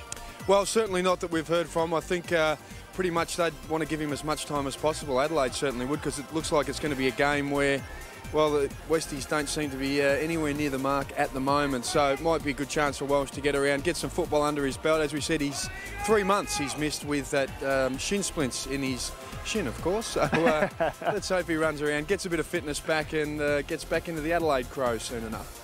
Thanks for that, Sodas. Just about set for a start to the second half. Here's Michael Maney. Quarter number 3. And as Neil Cross said, let's hope that West Adelaide can get back into this match. They trail by 39 points. Interesting that the Eagles this year have used 36 players and West Adelaide 34, so they've had a big turnaround of players, both teams. Back in the centre of the ground. Craig Sapsford just knocked it down. This is where the Eagles have been able to get the centre clearances. Sikalella just running onto it. Powell in there. Just a scrappy piece of play. Powell just can't get through, and they all just jump on top of the football. No clean takeaway from the first bounce. First ball up, at least. Simon Munn, number 14 for West Adelaide, reliable defender. Lindsay, sharked by Piacenti. Some good balking work around Skipworth, and runs to the wing. Hooks it back in. Fiachi, McMillan, who's back on the ground. Dragicevic had no one clear to give it to. Lewis over the top. Hollins. Here's Haynes with the footy. Interesting left foot kick out in front of Prokopec. Well, he was going to kick it right foot, and then he just threw it on the left. And Prokopec, well, we saw him kicking with a slight breeze in that second term, not making the distance, and he's got it right on 50 from here and fancies his chances again. Generally, he's a thumping kick, so I expect him to get the distance here. It's really just a matter of accuracy. Didn't run right to the line. Kicked into the pocket. Flying high was Mackenzie with a big fist. Thought Lewis got one high, but no free kick. Potter for the Eagles. Miller knocked it to the advantage of his teammate in Craig Sapsford, who spots up Haynes, who gave Oswald the leave it call. Haynes, a wobbly old kick, looking for McMillan. McMillan looking to make a statement. Kicks around the body and misses to the near side. Similar to the first quarter, they've really opened Brightly. You can see just disappointed with his efforts here. They've opened Brightly again, and so they have this belief again. Just got to tidy up their efforts around the ground. You can see Haynes, who went forward there just with a wobbly old kick that didn't really give his forwards any opportunities at all. They huddle at centre half back and then break to this side of the ground. And Skipworth has it for the Eagles. Down the line, Knights will mark. Knights can look up. Treby's running through the centre free. And Treby will be the next in the line eventually. He can go off his left leg. That's what he wants to do. Passador's on the lead. And Passador, ball will bounce just in front of him. Nicely roved at the front in the end by Cooper, who was on his natural left foot and made the most of it. What do you do if you're a coach there? Should have gone back into the middle. Look, it's a great finish by Cooper, and well worked by the Eagles. They worked it well. Passador just protects the space. Probably been unlucky not to get a free kick. As Cooper centred that up and followed team disciplines, I suspect if he doesn't kick the goal, he probably gets a message. He kicks the goal, a great goal from the angle, and really breathes some high-quality life back into this competition.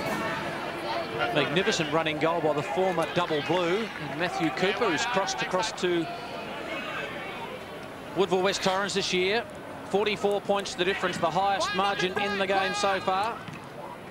Craig Sapsford, Pettigrew, got it to Dragicevic. Westie's looking to answer quickly. McMillan paid the diving mark right on 50. Now, he goes with a pass, which is pretty good to Haynes. Pedler couldn't quite get a fingernail on it, and Haynes will line him up from 35 metres out directly in front, and you would think from here, Ben Haynes will be able to square that goal up from Cooper. Yeah, just quick movement, got back quickly off the mark and moved it quickly. You can see Justin Sickler unable to get back and man Haynes up, so should go back and kick this goal. You can see 9 kicks in 1 handball, relatively productive. It's again, sometimes possessions don't always tell the full story. 15 goals, 6 coming into this game. Ben Haynes, he gets his first of the afternoon, and since he's been pushed forward, he's become a bit of a worry for Ron Fuller. Interestingly, Wayne Whedon goes back up to the box in this second half to take usage. There's Sullivan, who's been okay in the first half, and then just got back quickly off the mark. Generally, a lot of their forward forays have really been slow, have to go wide, had to kick to contest. That time we just moved it a bit quicker. Why is that? Lack of confidence? Yeah, lack of confidence in their forwards. Skipworth straight out of the middle for the Eagles, off the left foot. Not the greatest of kicks. Donaldson able to intercept it. And Donaldson tried to creep away. Umpire said no, return behind the mark. Donaldson can go short. Vanderloo in space, can go. He thought about. Umpire call play on. Well, I think that surprised everybody. Vanderloo's kick, maybe at that shock of being called to play on. He turned it over straight away. McKenzie into centre half forward with his kick. From the side came Hollands, ball over the back, Vanderloo. Now Hamblin off the left foot, goes wide for Haynes. Haynes has got a couple of players in the centre, but nobody down the line. This kick would have to be perfect. Prokopek under pressure from Pedler, who actually stood on the ball. He was unlucky that he didn't get a toe to it. He was also lucky he didn't break his leg. Now it comes to Prokopek, wants the hand pass, just a little slow. Vanderloo's getting a lot of it through the middle of the ground. Now Welsh, or Munn I should say, delivers to McMillan on the lead, and they've got another forward 50 entry successfully. McMillan's square ball to Piacenti in a lot of space. Piacenti goes back. Welsh says, have a shot at goal. He can go to a lead of McMillan on the far side of the ground. He opts against that. And now David Piacenti settles over the ball, and the captain decides to have a crack at goal. I generally have a rule, unless you can kick the ball half goalpost high from where you are, I reckon he's got to either set this up at the top of the square, because if it gets touched on the line, it's a wasted opportunity. That would be, Andrew Rogers has a general rule for when he's going to coach. He keeps on holding back. Piacenti from 51 sets it up. It won't get to the goal. It comes to the front. Nice bit of roving by Pettigrew, the snap and a goal. He actually flew for the ball and did his own roving. Yeah, look, he's a very player. You can see he started earlier and down in defence, has been moved forward. Look, goes up for the mark here. You can see it's drifted away. He's probably kicked this a little bit too close to the line. He's gone up for the mark. Really no one front and centre. You can see they're all tall blokes there screaming out for a coming forward, but had the presence just to recover quickly. Turn it around the corner, and West Adelaide for the first time today get 2 in a row, breathe some life back into this match. Michael Pettigrew, 3 kicks and 10 handballs, a few of which should have been kicks. Ian Mogridge on stats. 52. Special comments. So I said, Ian Mogridge on stats. Good point, Ian. Watches the game very closely, our statistician. And another ball up in the centre. West Adelaide, it's good to see. A couple of goals on the trot. Can they get another one? Just a stalemate in the centre of the ground. And how's Wayne Wiedemann restructured in this third term? Andrew, he's looked like he's changed an awful lot. I'd just like to see him go more one-on-one, and so the Eagles are able to run forward as they've done here. Look, desperate tackles from behind. You can see they're just starting to play with a bit more feeling, a bit more momentum. They can get another quick goal here. They just will start to believe a little bit more. Vanderloo was the man who ran him down, taken by Dragicevic. Good kick. And West Adelaide on the cusp of 3 in a row. And just off screen, 2 or 3 players have run over to Vanderloo just to congratulate him on the tackle and the chase down of Trevey. So once again, if Welsh can just start this just inside the right-hand goalpost, the Breeze will work it back. Something to smile about in the box there from Wayne Wiedemann. Well, they bring the margin back to a gettable margin. This for a 26-point margin, and Welsh has got 3.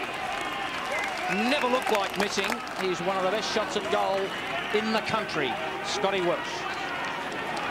You can see that there's Piacenti, who leads by example, and eventually it works the ball forward. Just haven't liked that match-up all day, Fruin on Welsh. Would rather, I think Joe Pedler's a more mobile defender, probably better suited to Welsh, and probably push Fruin across and stand proper back.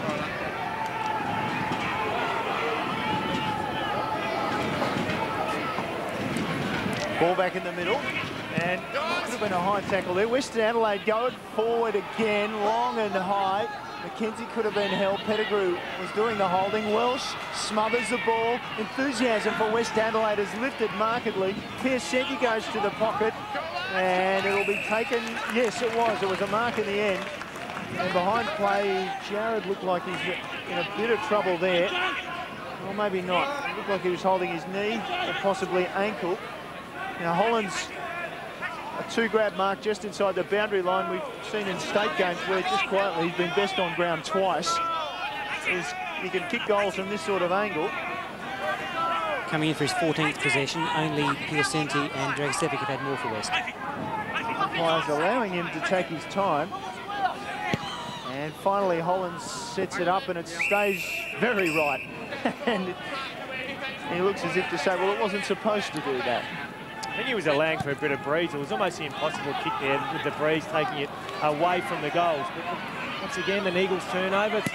West Adelaide have another opportunity. They reload. High kick. Knocked away by Fruin. Where are the Crummers? Beautifully done by Powell. He runs into a brick wall, which is McMillan. Crowd says ball. Umpire says no. Ball. I'll ball it up. Alan Rouston very much in charge out there today. A lot of players milling around the football. West, another goal would make it interesting. Inkster tries to crash through a couple. Ball held to him. Umpire put the whistle away. Just let them go at it. And another ball up. So Ron Fuller on the telephone. Was this holding the ball, Andrew Rogers? Did he have prior? Just prior to then, I thought he did. So, geez, it would have been a harsh decision considering where it actually is on the ground as well. All hacked out of there. Grokey handed it to Jared. Jared's kick is looking for Sikalala. Well done, Munn. Crashing through Hamblin. Caught by Sikalala. That ball looked to be held too. And another ball up. This game, thank goodness, has gone up a notch or two, Andrew. Oh, it has the intensity here. Sikalala laying a great tackle on him. At the moment in the game, there's some real spirit in the game. West Adelaide showing things that Wayne Wiedemann spoke about before the game. Some competitive spirit. Archibald's high kick. Hollands just arched his back over the football, fed it out to Dragosevic, whose finishing skills have been exquisite today. Dragged off the kick, well done by Fiacci, but it lands in the hands of Haynes. Haynes has got to get round Potter. That is a difficult assignment. He forces the issue. Vanderloo, another touch for him. He kicks it high, looking for Oswald, who's got to hold his ground. He does. Jared couldn't get there. Running off is Piacenti. He's in some space. The skipper, what will he do? He's been told to go to the square to Welsh. He decides to go to the pocket. Not a good option. In goes Haynes. Fed it out. Now Hollands. These are bread and butter. And he hits a post. He prides himself on kicking those, Ben Hollands. But Westies are coming with a rush. They certainly are. Look, they've increased their intensity. They're getting reward for their efforts. They can get the next goal. As I said, they're right back into this game. Eagles take it in quickly. Grokey did well, got rid of his man, tracking it down the outer wing. Half forward right, takes it out of bounds. Technically, I was defensive because they run you so much I didn't do anything about it. Yeah, there was a call for out on the full. Ronnie Fuller making a call as well. Just because they can kick it quick, you still got to come back. Certainly the call for out in the full wasn't answered. Ronnie Fuller's little telephone call will be answered. Mark Dragosevic, 22 possessions for West. He's caught Sicker, who hasn't touched the ball this quarter. All trapped in there. We'll wait on it. Rob Lucas, Liberal Member of Parliament. This is a game for West Adelaide. sitting on the fence with his Adelaide 500 jacket on. A little bit up both ways. At the back, it goes to Miller. Tracking around the back towards centre wing. Pettigrew beaten for it by the faster reactions of McKenzie. Craig Sapsford diving in, doing well, the big man, and squares it up. Now slow at half back. Dragicevic goes wide. At least in this circumstance, Andrew, they at least look like they're controlled. In the first half, they were being controlled. That's why they had to slow it down. Well, they would have missed that kick in the first half, I reckon. Now they've actually taken control. They're not panicking under pressure. The Archie dropped the ball. Pettigrew went in and picked it up. Went for McMillan. He was robbed, absolutely robbed by Powell, who gave it to Cooper. Cooper's big left footer is to no advantage for his side. Hamblin drops back, takes the mark, can release it to Piacenti. Does so nicely. Piacenti immediately plays on. Haynes across half forward could have been the target. He still is the target. Haynes inboard to take the mark and immediately bumped to ground. He was looking for 25 in a big way. There was Ben Haynes. Now he's pointing to this side of the ground. Welsh is trying to do some blocking for Prokopek. Haynes continues to wait. Will hook it back towards centre half forward. No, he didn't. He just couldn't get enough hook on the ball. Now Prokopek. And the Eagles work it away from half back. Knights has got it for Woodville West Torrens. He kicks, looking at the back for Skipworth. Ball thumped away. Well done by Archibald. Got it to Craig Sapsford. It goes to Dragicevic. He uses Lewis. Lewis normally good on the left boot. He's looking for Welsh. He's got to come from behind. The big boot comes in. Shattuck cleans it up for the Eagles. Pedlar, the turnover on the rebound. They could be dangerous. Taken by Powell, who's just waiting for it to sit up. Just trapped the footy, then sent it in with a poor kick. Miller takes the mark. Away. Hamblin. Kick just dies, and in front, taking a lovely mark, was Knights. So a couple of poor kicks by both teams. Knights kicks to half forward. Hamlin couldn't get there. Well done, Donaldson. Lovely vision. Good handball. The execution outstanding to Piacenti, who wants to use Hollands and then provide the Shepherd. Hollands goes down the line. Good body work by McMillan. He needs to get rid of it quickly. Brilliant play by Shattuck to put some pressure on just as you're about to kick. The persistence of Shattuck, and he muffed the kick. Yeah, exactly. Got caught out of position there and just able to get a fingernail on him. Both sides have pushed numbers a bit into their half-back line, so the game very much being played between both half-backs. Possessions this quarter, West 66, Eagles 25. Amazing turnaround. Fiacci was looking for a free kick and didn't get one. At the 2.5-minute mark, there's Ron Fuller, coach of Woodville West Torrens. At the 2.5-minute mark, the Cooper goal had the Eagles up by 44. They're only up by 25 now, so West really come back into it. Ball thump. McKenzie took advantage of it. Kicks to the wing. Skipworth and Donaldson showed some experience and outmarked Skipworth and chipped it in short to Archibald, who I thought might have been off. I don't think there's any question. I think he was, but fortunately, umpire didn't actually call it, so Jared was able to hold him up. Now Archibald taking his time. Plenty of numbers, as you said, in front, up in the forward line.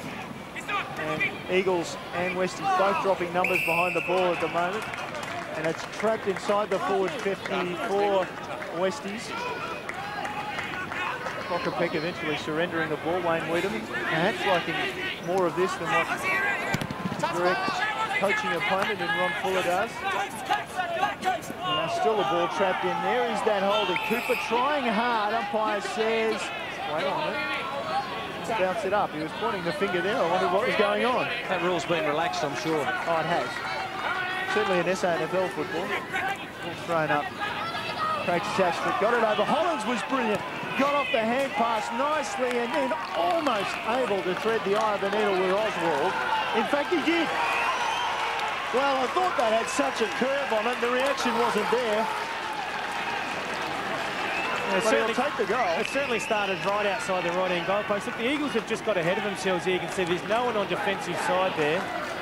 And you can see the ball started well outside the right-hand goalpost. And such as the way he kicked it, it's curved its way around. Just West Adelaide are right back into this game. You also got to remember, Cooper's kicked a miracle goal from the pocket, really.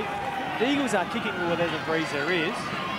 So West Adelaide just working harder, and you have to question the Eagles' work rate at present. It's back to 19 points, the difference. 4-2 to 1 straight in this term. Craig Satchford got it away. Dragicevic, he's been the catalyst along with Haynes and Piacenti. Haynes' kick out in front of McMillan, who's been all right for them too. Cicolella uses McKenzie, who's always just seems to be calm, has got plenty of time. Fiacci got it to Knights. Knights on the outer side wing, bouncing his way. Wants to get onto that left boot. The target is Passador. It's just too long for him. And that's easy stuff for a defender as Grieger sees it to the line. Boundary throw in. And 19 points the difference. There's Mark Passador. And Grieger, I think, has done a pretty good job on him. He certainly has. Considering the weight of numbers in the first quarter and the weight of ball that went in there, especially in the first half, done a great job on Passador. He's only had the one crummy goal. Lindsay, look for Cicolella, well read by Hollands, who really has lifted himself. Munn to Haynes. This is the man who's getting plenty of the football. Haynes, Pettigrew! Oh, up too early. Missed everything. Vanderloo, he's been terrific today, Vanderloo. He's had a few bounces, the young man. He's not going to get caught. No way known. He's inside 50, lines him up, and kicks a lovely goal. That is sensational running football by West Adelaide, who've got it now back to 13 points. Really has been the catalyst from the start of the quarter. He was the one that got his hands on the footy. Pettigrew just an honest sleep. Good hands there by Prokopek. Vanderloo just was able to take Treby on one-on-one. You can see he's unable to bridge the gap. Just settled there for a little bit. Just didn't keep his pace going. Just settled for a little bit. Finished off. All the momentum with the Bloods here at the moment. They're playing. They're confident. They're getting around each other. The Eagles' better players need to get their hands on the footy now. Adam Grokey off the ground for the Eagles. Sammy Fairclough onto the forward line. And just as you say, the Eagles' better players need to get their hands on the ball. One of them, and Jarrett, is pressured into an error. Knights, who gave it to him originally, follows up. Passador looking for the body. Coming from behind was Grieger, did a good job to knock it down. Follows up his own ball. Hand pass out, and still it's caught in tight though, even though that hand pass came out from Grieger. We'll get a ball up just outside the Eagles' forward 50.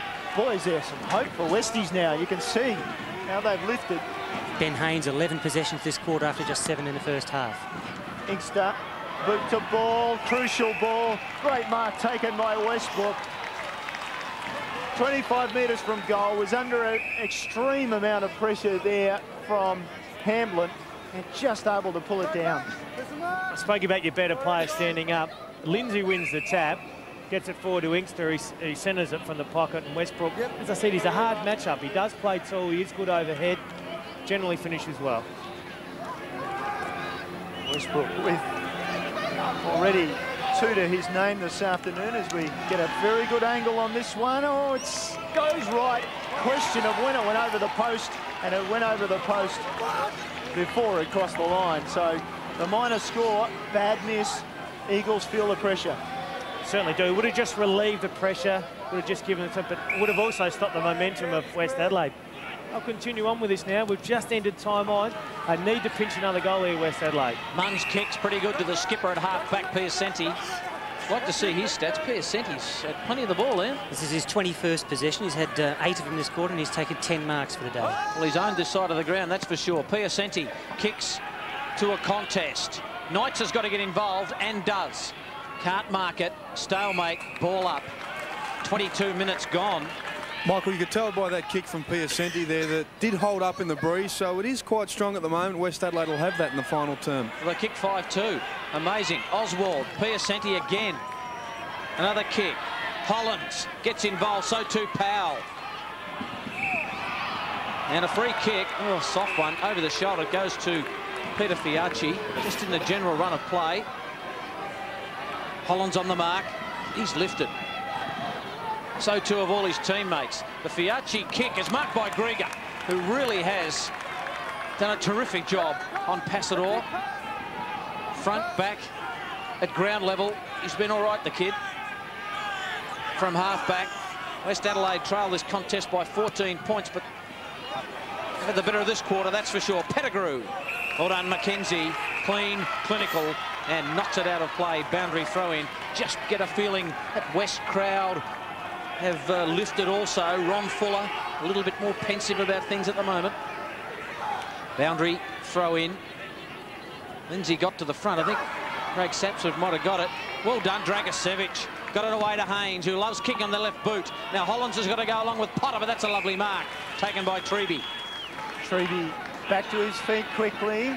He's got a couple of short options this side. Instead, he'll go to Powell on the outer side. He bounces his way to centre wing, then goes stabbing the ball towards Passador on a long lead. Was taken down afterwards. The umpire will call back Grieger on the mark. That's the only punishment. Passador long for Westbrook, and at the back, just got his hands in the back and got rid of his opponent. Well done by Hamblin, who was outmarked last time the ball came down that end of the ground. Piacenti bounces away for his 9th, or is it 10th possession this term? 10th, I think. Thanks, Moggy. Now to Donaldson. Oh, he missed it. That's holding the ball. Just couldn't get the kick away. Quickly, the recovery comes from the Eagles, and Fiachi chips short to Inkster, who will have a shot on goal from perhaps 40 metres out. Turnovers costly, and Luke Donaldson just shakes his head, just not quite aware what was coming behind him. Just don't hope there's a crucial time in this game when it may have changed the state of the whole game, and that Mark Passador hasn't had a good day, but that's just a tremendous chase. Good look at this one. Starts it on the left, and it stays left, Tim Inkster, and he gets a little bit of an encouragement from Kyle Archibald. I don't think so. Archibald, the West Adelaide player, just went across there and a bit of a shove in the back. West Adelaide have made a change in the ruck. Ryan O'Sullivan onto the ground. Skipworth back for the Eagles. He'll find himself in the centre of the ground. Both coaching boxes. Just so they're overconfident at the moment. Munn's kick to a packed situation. A couple of Eagles fly and spoil each other. Crowd calls ball. Nothing doing. O'Sullivan's just back on. Immediately into the fray. At the bottom of that pack is Hayden Skipworth. And another ball up. 25 gone. 5 minutes into time on. 63 plays 48. West Adelaide, this has been a remarkable comeback. And they'll kick with a breeze in the final term. Amazing stuff. Big turnaround. Jacobs got it down. At the back, Skipworth, handy kick, was touched off the boot. Ball knocked away by Grieger. Couple of Eagles running for it. One of them's Inkster. He's taken to the line by Haynes. And everyone's lifted. Inkster knows it's important that they get a goal from this forward play. Quarters haven't been going too long. Haven't seen many goals. That's probably a reason why. At the back, Haynes couldn't get the kick away. Donaldson, Dragicevic. Cooper's kick smothered. Jacobs couldn't get it. Archibald somehow through, got it to O'Sullivan. It's the shortest handball in history to Haynes. Haynes with another left footer. Lewis just worked his way to the front. Well done, Powell. It's close to the line. Vanderloo takes it there. Boundary throw in. 26 gone. Eagles by 15. And it just hasn't been their skill, Levy. Got it, their endeavour while it was great in the first half. They've also increased their tackling, the pressure on the Eagles. They just had nowhere near the amount of time and space they've had in the first half. Westies work it in tight, and they'll be content to see out this quarter in many ways. The Eagles get a breather at three-quarter time, knowing they'll be kicking into the breeze in the final term. And ball held in again. Wait on the umpire.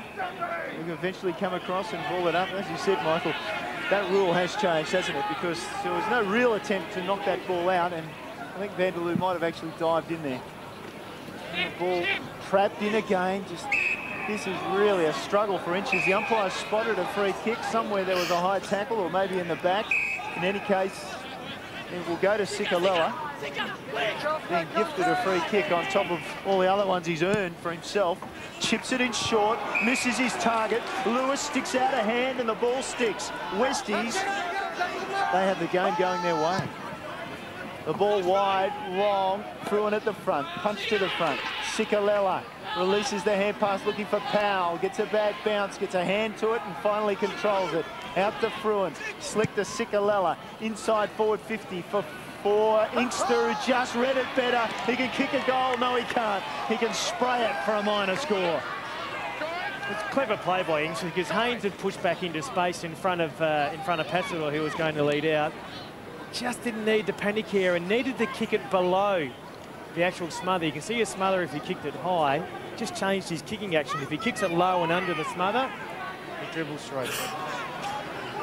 1-3 in this term to the Eagles. West Adelaide, amazing, 5 goals 2. Ben Haynes just slowing it right down.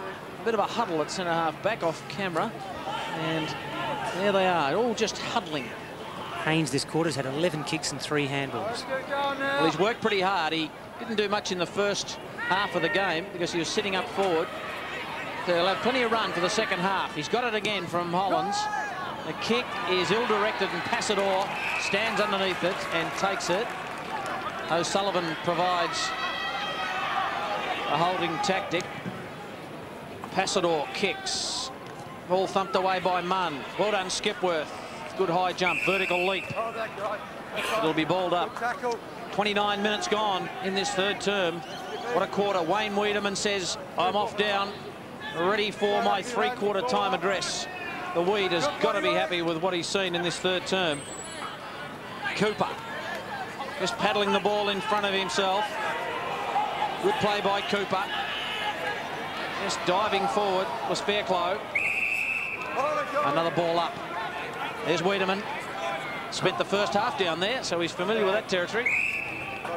Blood brawl, by the look of it. Mark. Luke Donaldson looks like the hand. The vice-captain and look, just taking their time here. You can see West Adelaide getting ready to find a play to come onto the ground, but obviously the clock will stop, so it won't help Westies getting to 3/4 time any quicker. The player coming on is youngster Daniel Kerr, who played, well, this is his second game, made his debut last week, and was pretty reasonable, just picked up 11 touches against Glenelg. Westies just trying to get to 3/4 time, you'd think. Skipworth trapped in there in tight. Get another ball up. See there for Luke Donaldson. Looks like he split the webbing. Sodals will be able to tell us in a minute. It looked like it was between the thumb and index finger. So here's Jared. Did well, kept it in, then whack. Oh, he's taken down. Piacenti, inspirational stuff. Siren for 3/4 time. And Jared wanted to go back to Dragicevic, and all Dragicevic wanted to do was congratulate his teammate on a superb tackle. A great finish, an inspirational finish for West Adelaide. At 3/4 time, they trail by just 16 points after being 39 down at half-time. 9-10-64 the Eagles. West Adelaide 7-6-48. That 39-point margin at 3/4 time we thought was probably enough for the Eagles, but full credit to West Adelaide. They breathed some life back into this contest. They worked hard, they improved their skill level, and they played with some real spirit. And that's what would really impress Wayne Williams. You get a look at the goal kickers. Welsh has been outstanding up forward from limited opportunities with 3, all the rest singles. And for the Eagles, Westbrook only 2, and there's once again all the rest were singles with the standout Mark Passador. And through those match stats, the kicks now levelled up at 148 apiece, and the handballs pretty much even as well. And again, West Adelaide in that quarter able to find some marking targets up forward. They were very important. Oh, they certainly were. They moved it quickly. They got some goals out of some on-ballers, which is important. On now to the state game, which is coming up, which is on Friday night. We'll have a full replay for you on Saturday afternoon. As we look through the state squad, Daniel Shell there, you'll note, added the Central District full forward added. Grant Chambers is out, the Sturt full forward suspended, so therefore they've added Daniel Shell to the squad. You'd think he may get a game. And as we flick through, there are a number of names that you'll recognise in there as absolute standouts. Jeremy Clayton was important last year. Stephen Kenner from South Adelaide, very important in last year's game against Victoria. And for Sturt, Jade Sheedy, well, McGarry medalist, say no more. Mark McKenzie, Tim Inkster and Luke Powell, all Eagles players. And this is the WA squad. Now, some of the standout names here that you'd immediately recognise might include Shane Woden, the Brownlow medalist playing for East Fremantle. And through the list, you note there that Scott Gumbleton, considered to be a #1 draft pick. Either he or Bryce Gibbs from Glenelg will probably be the #1 draft pick in the country this year. Subiaco's Aidan Parker, of course, played here, was with the Crows, played with South Adelaide and Glenelg. Jackson Crabb, you'll note from Claremont, also played with South Adelaide. And for Swan Districts, number of names there, but one in particular, Adam Lane, played in the 1998 Grand Final for Sturt, and that was a losing Grand Final, of course, to Port Adelaide. Well, the man who will be joining us in commentary for the state match next week will be Glenn Mitchell. He's our ABC commentator in WA. Glenn, South Australia easy winners in 2003, and of course they beat Victoria last season. Is there a feeling that WA has improved at all over the course of those last couple of years? I think everyone in Western Australia does feel, Neil, that the standard of the competition has improved since the two states last met. A lot of that's got to do with the fact that nowadays more former AFL players seem to come back and finish their careers at WAFL level. That wasn't necessarily the case going back a few seasons. And I think allied to that is the fact that there are a lot of former AFL players that are currently coaching in the WAFL. Peter German, of course, the coach next week of the state team, is currently coaching Subiaco. Simon Eastaugh, the former Essendon and Bomber player, is also coaching at WAFL level. So too Ashley Prescott, and also Chris Waterman, a dual premiership player with the West Coast Eagles, is coaching Peel Thunder for the first time this season in the WAFL. So all that, I think, is adding up to making it a more professional and a better standard of competition this season. We mentioned familiar coaching names and names that would be known in South Australia. What about on a playing aspect? I guess there's a few names that would be known nationally and in particular by South Australians. Well, I guess it is unusual at this level of state-based interstate competition. We're actually going to see a Brownlow medalist, and he'll be very familiar to everyone watching the coverage next week. Shane Woden, axed by Collingwood at the end of last year, and he's been picking up over 35 possessions a game this season for East Fremantle. Anthony Jones, who played over 80 games, mainly at centre-half back for the Fremantle Dockers, has been in terrific form at centre-half forward for Claremont in the WAFL this season. A player who will be familiar to the South Australian audience is Jackson Crabb, who spent a brief time with Port Adelaide in the AFL recently and of course is the reigning Sandover medalist. And another player who hopefully will be fit and ready to play next week is Daniel Bandy, who played 150 games with the Western Bulldogs and also with the Fremantle Dockers. So quite a few familiar names turning out for Western Australia next week. I've caught a lot of cricket at the Adelaide Oval, Test and One Day International cricket, but never football. So like the players, looking forward to getting across and joining you next weekend. Thanks for that, Glenn, and we look forward to seeing you next weekend. And as we said, that match, South Australia against Western Australia, the battle for supremacy between the state leagues in the South Australia and Western Australia, next Saturday from 2:30 on ABC TV. Down to Mark Soderstrom now. Would have been a very interesting huddle down there, Mark. Yes, it was. Those 5 goals against the Breeze and against the grain of the game by West Adelaide has fired up their supporters. They surrounded the West Adelaide huddle and even started the Westies chant to pump them up. But the Weed, well, he was just a lot more relaxed and said to the boys, you've given yourself a chance to win a game this season. So they will, well, have a crack at it in this final term. While Ronnie Fuller, he just was critical of his side being very complacent and not working hard enough in that term. That was pretty obvious by the way the result ended up. Thanks for that, Soders. Got to ask you, Andrew, how much would Wayne Wiedemann enjoy his first victory as a senior coach in the SANFL to come against his former side? Oh, absolutely. And he's probably applied for a few jobs and been thought of at the Eagles, and at the end of the day, probably may have even been passed over for Ron Fuller. So that would stick in your guts a little bit, I suppose. So I would expect he would be thoroughly enjoying today. Look, they're undermanned. They haven't got probably 6 or 7 in their first 18. So he'd be a proud man at the moment. Got 30 minutes more of footy though. It can also blow apart very quickly if they don't put in the same amount of pressure, the same amount of effort they did in that third quarter. Well, I guess that's the problem. I mean, there's still a half an hour to go and a lot of pressure on the coaches, although Wayne Wiedemann looks awfully relaxed, doesn't he, as he makes his way off the ground? Oh, look, I spoke to him before the game today, and look, he was relaxed. He said, I'd like to be 6-0 rather than 0-6. But look, he's very positive. He realises that there's a work in progress down here at Richmond Oval. They've just got to keep playing the kids. They've got to try to get their hands on the footy, and they've got to move the ball quickly because they haven't got generally they won't have Scott Welch as a key forward. So they've got to move the ball quickly. It should be a very, very good last quarter. And here's Michael Maney to start us off. Well, we had a magnificent game of football last week, North and Port. This game lacked a bit in the first half, but I tell you what, that third quarter, if this last one is anything like it, we're set for a real beauty. There's Gavin Colville, missing today. Vinny Rugolo just in front of him. Round 8 of SANFL footy underway. Eagles by 16 points. Haynes, a quick kick. Taken by Potter of the Eagles. Pumps it long. West Adelaide everywhere. Daniel Kerr, that's a lovely mark. To Piacenti. It looks like he's starting off this quarter as he did the whole game, really. He's been outstanding for the Bloods. He kicks to half forward. Over the back. It comes. Well done, McMillan. Just stayed planted. Here's Haynes. He's 35 metres out and drills are behind. They would have loved the first goal. They still may get the first goal, but Haynes should have kicked that one, Andrew. See that fast ball movement out of the back line and there down the wing. They had space in their forward line, and Haynes, he was very instrumental in that third quarter in getting West Adelaide back into the game. Ben Haynes at times early in the game looked disinterested, but certainly, like the West Adelaide supporters, very interested right now. That's not a great kick in. Lindsay at the front just gives the don't argue to Lewis. Now they work it at the back and they go for the boundary, and Skipworth will lead the way to the ball. Picks it up nicely. McKenzie's free in the middle. He goes to that direction. McKenzie gives it to Powell. He's under pressure. Good awareness, though. Powell ducks back inside. Now Knights can chip it over the top to Passador. Passador just found space as his direct opponent Grieger peeled off. Just some cool heads in that build-up there. We saw McKenzie, who has gone into the midfield away from his centre half-back.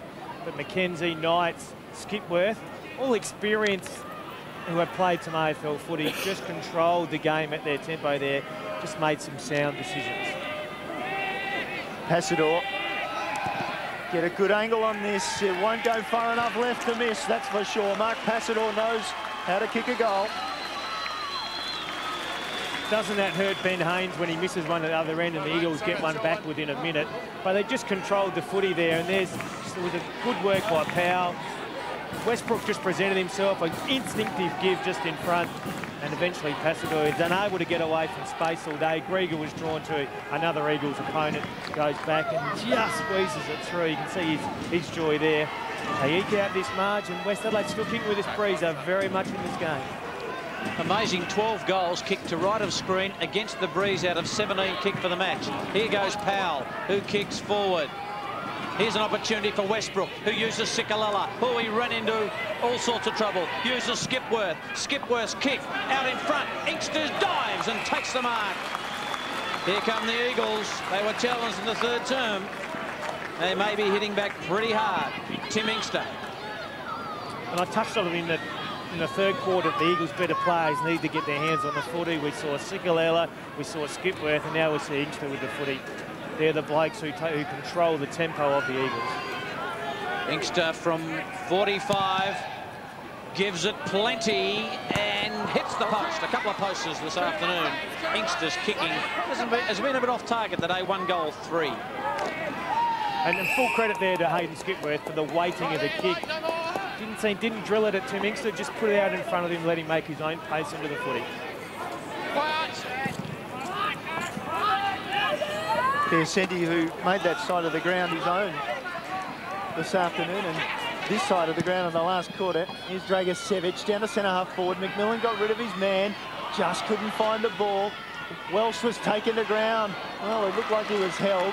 Treaty got the hand pass forward to Knights, who in turn is supported by Lindsay, gave it back. No, he didn't. Now he goes back to McKenzie. He loads up and goes long for Inkster. Inkster, what a mark!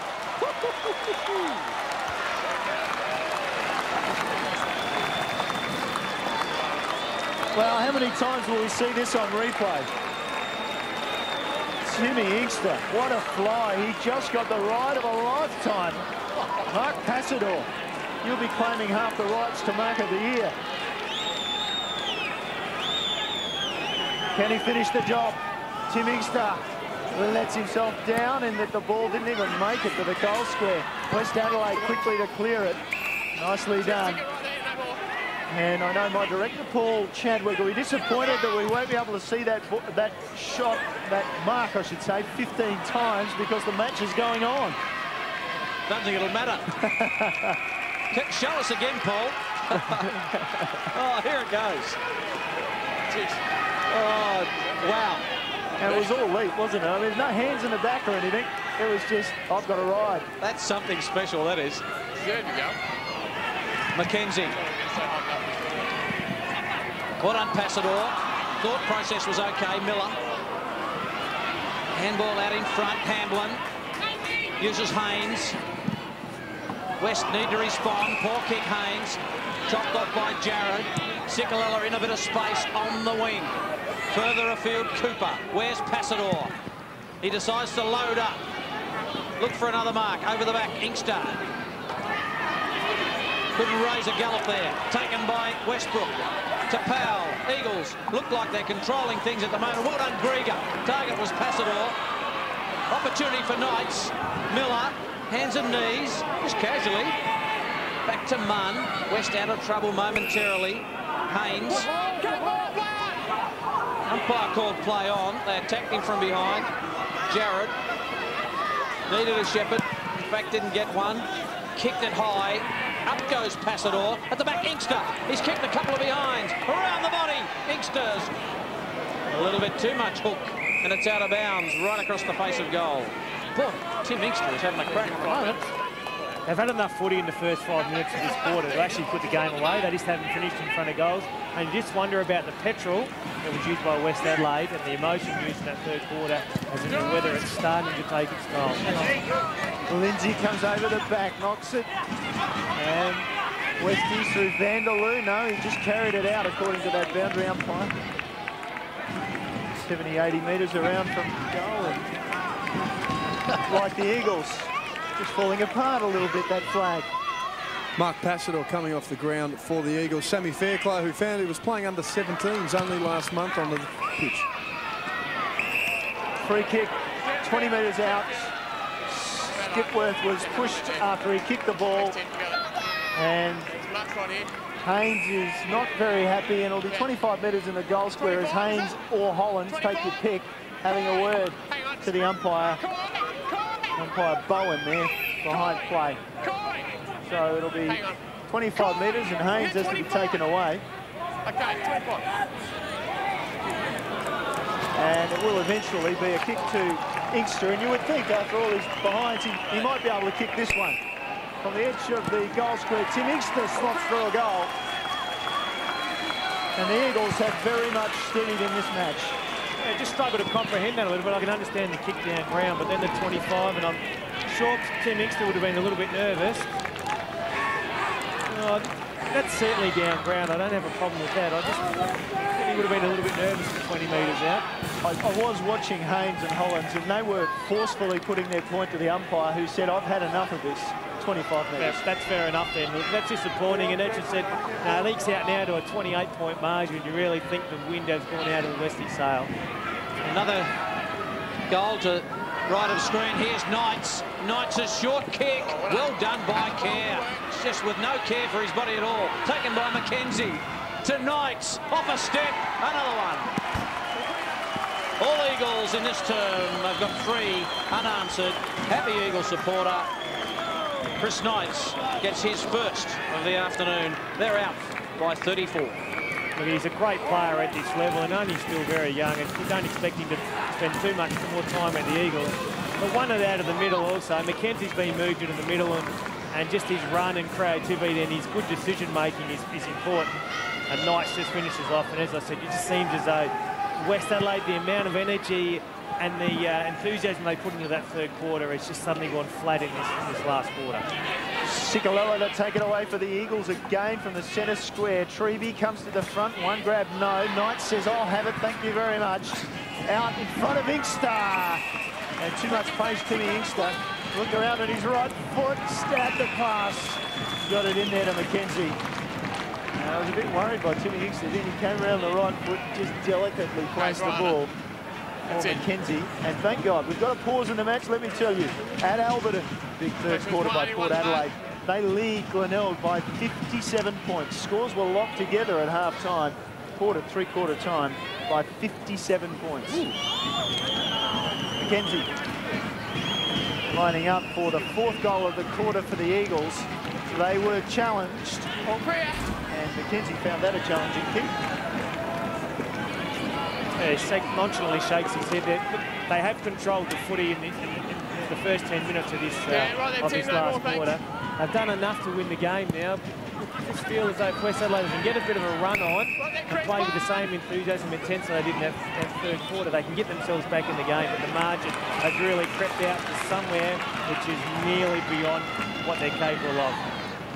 Well, the Eagles have stepped it up a bit also, and Westies starting to miss their targets as well. This is Potter on the grandstand wing, and that's a pretty ordinary kick. Collins, in fact, it was Dragicevic to Miller. Miller's kick, here's Jared! Oh, that's a lovely grab. Gee, they're flying high at the moment, the Eagles. If you've just tuned in, Tim Inkster's taken the mark of the year easy in Sandford footy earlier. Jared's kick, well done by Munn, taken by Cooper, uses Treby and sold him into all sorts of trouble, and the ball was held to him. Here's Tim Inkster. In fact, that's Jared. And that's not a bad grab. He's nowhere near as high as Inkster. We'll come to that one in a minute. Paul's paddling overtime to get that to us, our producer. Taken by Powell. Powell, Eagles go forward again. Inkster's back there. He's not going to get a run at this one. Knights, he may kick another one. Around the body. Down your glasses.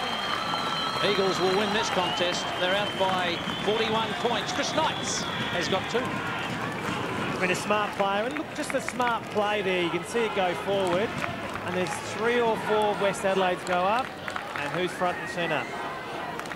Chris Knights just turns it around the corner, nonchalantly on his left foot, finish it off nicely.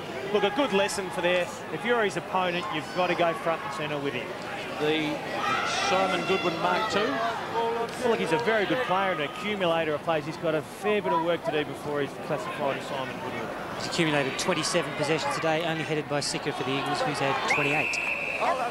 Westies vice-captain Luke Donaldson's had that hand taped up where he did split the webbing between the thumb and index finger. He was ready to come back onto the ground, but now after that goal by Chrissy Knights, he's put the jacket on, and I think he'll sit down for the rest of the match. Dragicevic, victim of a couple of knee reconstructions, certainly curtailed his AFL career. Oh, big step put on there by young Kerr, and just didn't quite work, did it? And it's all falling apart for Westies, and it's all falling into place, it seems, for the Eagles. And Hamblin will complain, but really, he got his hands in the back of Westbrook. I don't know that there was much doubt. I don't know that there was much force in it, but I don't know that there was much doubt about the free kick. I think we'll see that one again on replay, and just not really sure whether he was already on his way down before he got pushed. The umpire didn't give that much of in the whistle. It was just a very, very short, sharp burst. I think he might have thought, oh, no, okay. I think his instant reaction was, yes, it in the back, but then started thinking, oh, maybe he was on his way down. An apologetic whistle. Well, either way, Westbrook's already got 2 on the board, and he's about to kick his 3rd, you'd think. He pokes it through for a goal. Murray Hamblin will have a go at me during the week at the gym to say, hang on, you know, what am I supposed to do? But he is important today as he finds his eye up, as is normal the story in football. You kick a goal and you come off and substitute with Passador. But he is important for the Eagles structure in that he can take a mark, and we'll get another look at this Tim Inkster mark. You can see him there. Here's the gold. I think Jared only got the silver and just qualified for the Olympics.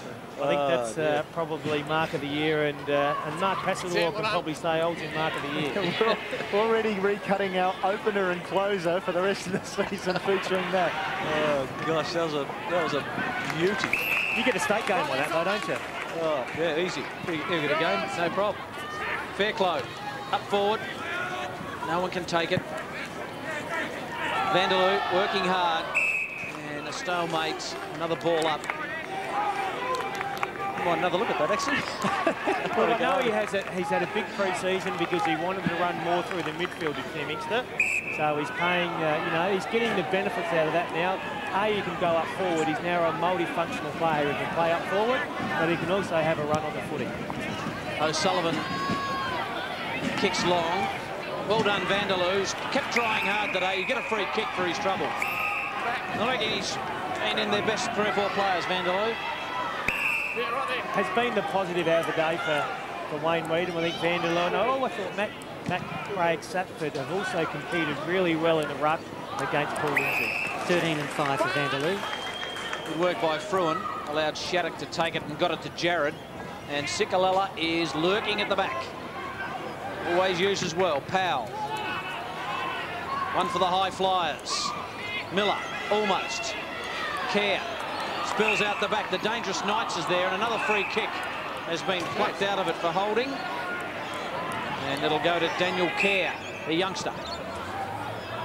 Goes wide for Piacenti. Piacenti gathers the ball, decides so I'll go long and low and hope for the boundary line, and that's what he got in the end. Wait for the umpire, no. Did see one like that in AFL football last week, didn't we? That was, well, deliberate, but 40 metres down the ground, 50 metres, maybe 60 metres down the ground. The Melbourne legend Johnny Beckwith wouldn't get a game, would he, these days? Well done. Ball out the back. Jason Earl off to McKenzie inside to Jarrett. Got a bit of space to work with. The big, long left footer. Inside forward 50. Skipworth came late. Thought he got in the back. Falls to Sikalala. And Sikalala with skill just misses. You almost got the feeling he was already celebrating then, wasn't you, when he actually got the footy? It was just a matter of finishing it, and he thought he got it right, and it was just a matter of celebrating for Neville. He's been a class player. Just give the edge, I reckon, to Knights his best on ground. He's probably finished a little bit better, but Sikalala, when the game was there to be won in the first half, he was the one that set it up. 31 possessions to Sika, despite not touching the ball for the first 27 minutes of the third quarter. 1 goal too as well, as Fiacci's preparing to come on. Ball is with Piacenti. He's had a number of bounces. He runs to the 50. David Piacenti kicks long and hits the post. Gee, we've had about 3 or 4 of those today. And David Piacenti shows his fitness level and keeps running. There's that change, Mark. Yes, Jason Earl just coming off for a spell. Fiacci onto the ground. He'll be right in for this one. Indeed he is.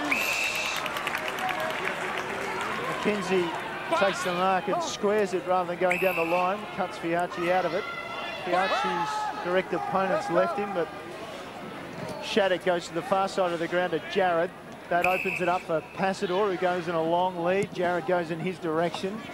Grieger came. Passador, very good. Little fend about 2 or 3 metres before he leapt for the ball, and that gave him space. Now inside 50. From behind, another big leap. Pettigrew comes down with it. Not quite the hang time of Inkster, but reminiscent of. If you hadn't seen that earlier mark from Inkster, you might have thought that one was impressive. Now here's Passador again. Oh, it's just being set up for the fun times in the forward line for the Eagles. Here's Skipworth taking the ground. We'll get a ball up. It was Pettigrew and Inkster lurking around each other for that ball as it came in. You thought, well, they'll jump on each other. Throw it forward, Crummy. You're not even going to worry about going front and centre, are you? Ball down, Skipworth tracking it across there. And Cooper lost possession. Play on, call the umpire. And eventually, the ugly passage of play finishes and we'll get a ball up. Been a bit of concern the high mark's gone out of the game a bit, Andrew. I think we have to reassess that. I certainly think at this level, because you obviously kick to contested marking more often. Yeah. Certainly in another level that we football that we probably don't like watching too much at the moment. Absolutely, nothing wrong with this stuff. SANFL. Shattuck. That's a good mark too. Overhead, David Piacenti. That is a courageous mark from the skipper, leading by example. His side trails by 47 points, but this man has just kept running all day and he's hurting at the moment. We've got a call from a man from former Central District player in Murray Hamlin. Piacenti, 13 marks, 23 kicks and 8 handballs. That's got a bad day out. Handball over the top by Passador. Here's Sikalala, inside 50. Tim Inkster. Go back. Have a look at a shot from 40 metres out, and he's on the right side for a left footer. And you'd expect him to kick this. Hit the post a couple of times, Inkster. He's taken a skyscraper, he's crumbed, he's tackled hard. And there's Paul Lindsay having a spell mark. Yeah, coming off. Sammy Jacobs, a debutant, coming back on for another run. And Ben Haynes has walked back onto the ground. Kyle Archibald off for West. 2 goals, 3 to Inkster. And he's pushed this one across the face. Ball still in play. Munn got it to Piacenti. Another possession. He's got plenty of space in front of him. And I think he might be still hurting a bit from that mark that he took. And he's going to be caught from behind. young Fairclough. All that, and he doesn't get credited with a possession. No, he doesn't. Oh, Hamblin. Oh, he's hurt himself too, Hamblin. He's done a shoulder. And the ball is rushed through for a behind. Murray Hamblin, this looks to be a bit of a worry. Tim, come back, mate. Thanks, back a metre. You're going to get out that high, you're going to know where to land, don't you? I mean, I never really had those problems. I don't think he'll be pushing too much weight in the next couple of days, Neil. Perhaps not. Murray. Leave more weights in the gym for you, Crossy. Sorry, I didn't catch that. Just said it leaves more weights in the gym for you. Eagles lining up inside 50 again. They had the leapers. Gone to Piacenti. He says, oh, thanks a lot. Couldn't you have kicked it straight to me? Piacenti put his head down, no, and that's brave. It really is, because he's obviously ailing. And he just drops that ball in short to Haynes. A little bit of run in the legs of Haynes. Inside 50, good kick, Pat, and Prokopek leads out and takes the mark. And obviously so does a problem for Hamblin. He's gone into the rooms, is that right? No, he's actually come off the ground just at the back pocket there, so he hasn't come through the gates. Obviously, we won't see him again. Luke Donaldson back on the ground. And Timmy Inkster's come off with a little bit of altitude sickness. You got the brown bag there? Prokopek, long kick, straight kick. Belated goal for West Adelaide. They trailed by 16 points at three-quarter time, and there was great hope. And they just haven't been able to kick on. As we'll get another look at how Murray Hamblin hurt himself. I don't know if I'd call him my back pocket flying 3 deep. Would have rather him actually either stay down or got a fist into it, trying to take a mark, but the game's dead, so he's out there and I'm not. But he's suffered the consequences there. But Nick Prokopek just been starved of opportunities today. When they dominated the game, it was all about Scott Wells. And when they've got their on-bowlers kick most of the goals in the third quarter. In the centre, first goal for West Adelaide since the 19-minute mark of the third term. Their first goal of the quarter, Jared. Sikalala, quick hands, Fairclough. That's a spearing kick to Westbrook. That is a lovely finish by Fairclough. He's going to be a player, I think. He's had limited game time today, and he's not done too much wrong. And David Westbrook's got 3, looking at number 4. Have a look at this, Andrew.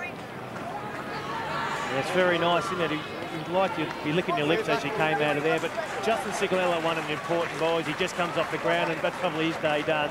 Won an important ball at half forward, and Fairclough was just the icing on the cake. This for goal number 4 for Westbrook. His kicking has improved dramatically over the last couple of years. He's got 4, and the Eagles are out by 48. So they worked out of the middle. Here's the Sikalala win just there, just a turn out of trouble, quick hands in tight. Just drew 2 players to him and enabled Fairclough to break free. Good presence there, just not blast away, kick it, you know, blast away goals, give it some space. And Westbrook led straight down the middle, which is important. Didn't lead to the pocket, led straight down the middle. Gets an easy shot from in front of goal. Notice in the budget they've got a wine tour organised for tomorrow, the Eagles. So they'll be happily celebrating a victory after one bad quarter of football. May have cost them, but in the end, they certainly will win it comfortably. Speaking of comfortable, that was nicely done there at the back by Pettigrew. Now down centre wing into space, O'Sullivan backs up quickly. Run's gone out of this game from West Adelaide. O'Sullivan lines it up, just drives it in long. One for the high flyers, and sitting down and not flying high was McMillan. Just took one comfortable grab. Now he centres up the ball, and Archibald is run down from half back. Takes the ball on 50. Archibald, who from Ungary originally in New South Wales, from Danaher country, and this would be his first goal in SANFL League football. Wary to go the distance.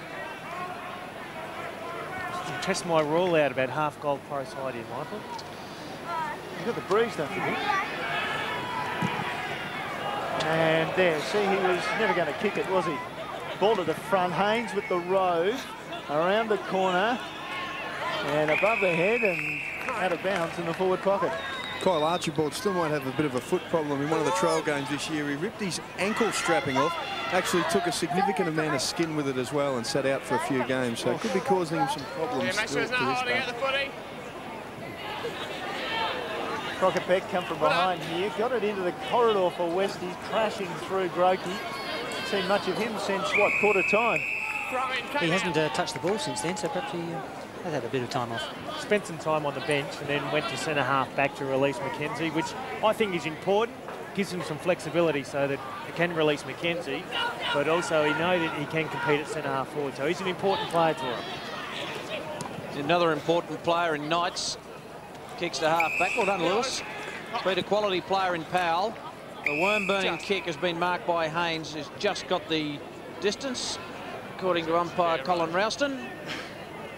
Just made it, and Ben Haynes will line him up and test out that half goalpost theory again, Andrew. We will test that out, but he was the player that got him back into the game in that third quarter. Vanderloo was good on the wing, but Haynes, with something like 14 possessions in that third quarter, he was the one, and they were quality possessions. They weren't just wasted possessions. Another poster, just adding him up around about 4 or 5 today. Went through half goal post high though, Michael. So it did, so your theory's bang on. Emphasis on bang. Bang. Ball driven wide. And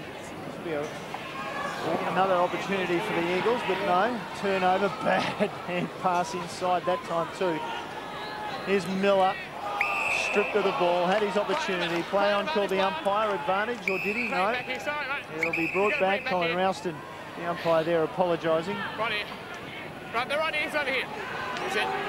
And now, after all that, it'll be, the mark will be set. The ball will end up on the far side of the ground anyway. And Jason Earl, spent last year at Malala, just drops the ball in short. The mark there taken by Big Jacobs. And he just eases it over the top to Fiachi. And this game is slowly crawling to a finish.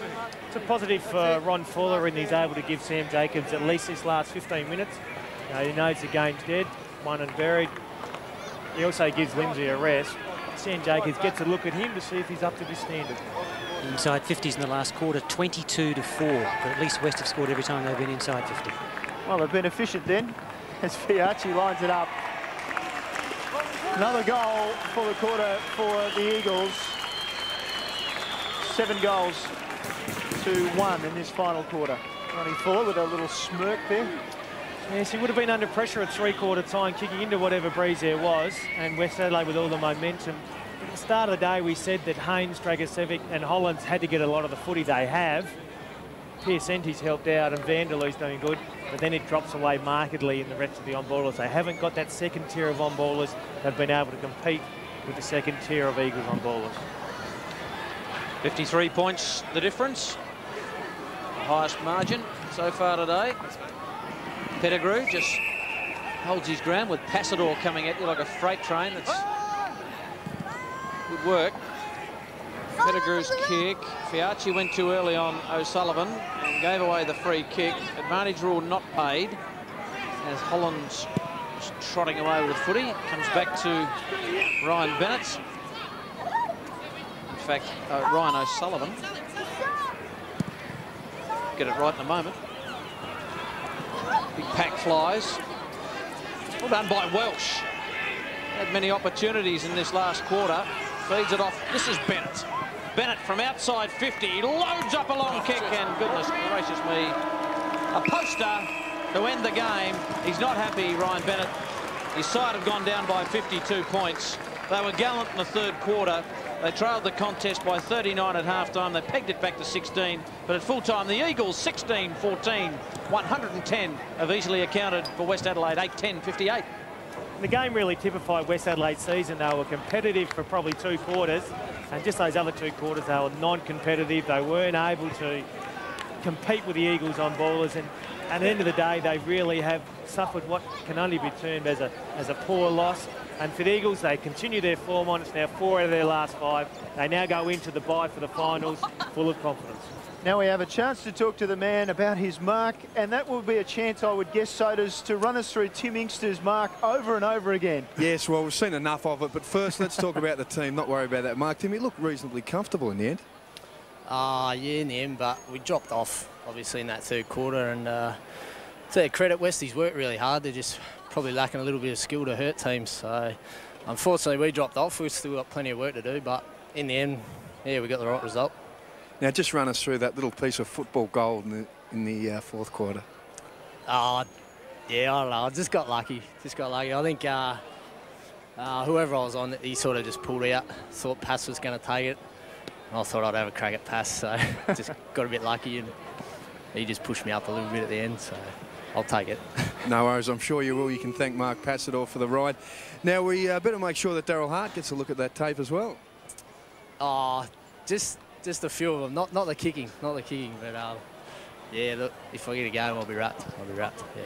Well, good luck with that. Hopefully you get a game. We see you next Friday night against Western Australia. Timmy, well done with Mark of the Year so far. Cheers, Sodas. Thanks, mate. So far, Mark Soderstrom, I don't know, it'll take a lot to beat that mark by Tim Inkster.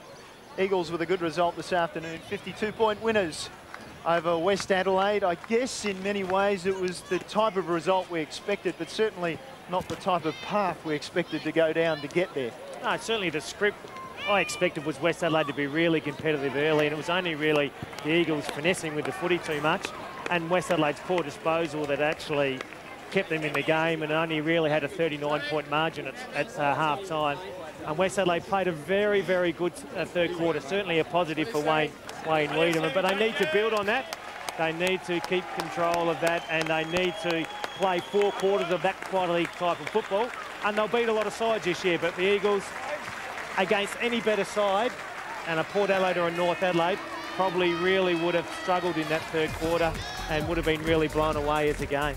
Yes, we see that third quarter when they gave up 5 goals 2 to just 1 goal 3, and that meant the margin at three-quarter time was just 16 points after they were well in control at one stage, out by 44 points, I think it was. Yes, 44 points early in the third quarter. Overall, though, a good win through those goal kickers quickly with Scotty Welsh. Not a bad return considered limited opportunities. The Crows would be reasonably happy with that. 3 goals from Scott Welsh.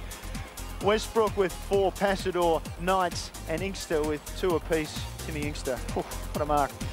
Let's go through some of those marks, one of those 95 marks was Mark of the Year. It certainly was, and look, it very much evened up at three-quarter time when West Adelaide had a lot of the footy in the third quarter. You can see that last quarter, the Eagles really dominated and pulled right away, and the centre breaks become very important. I thought Matthew Craig Sassford competed really well in there, but 16-5 is a lot of centre breaks to go your way.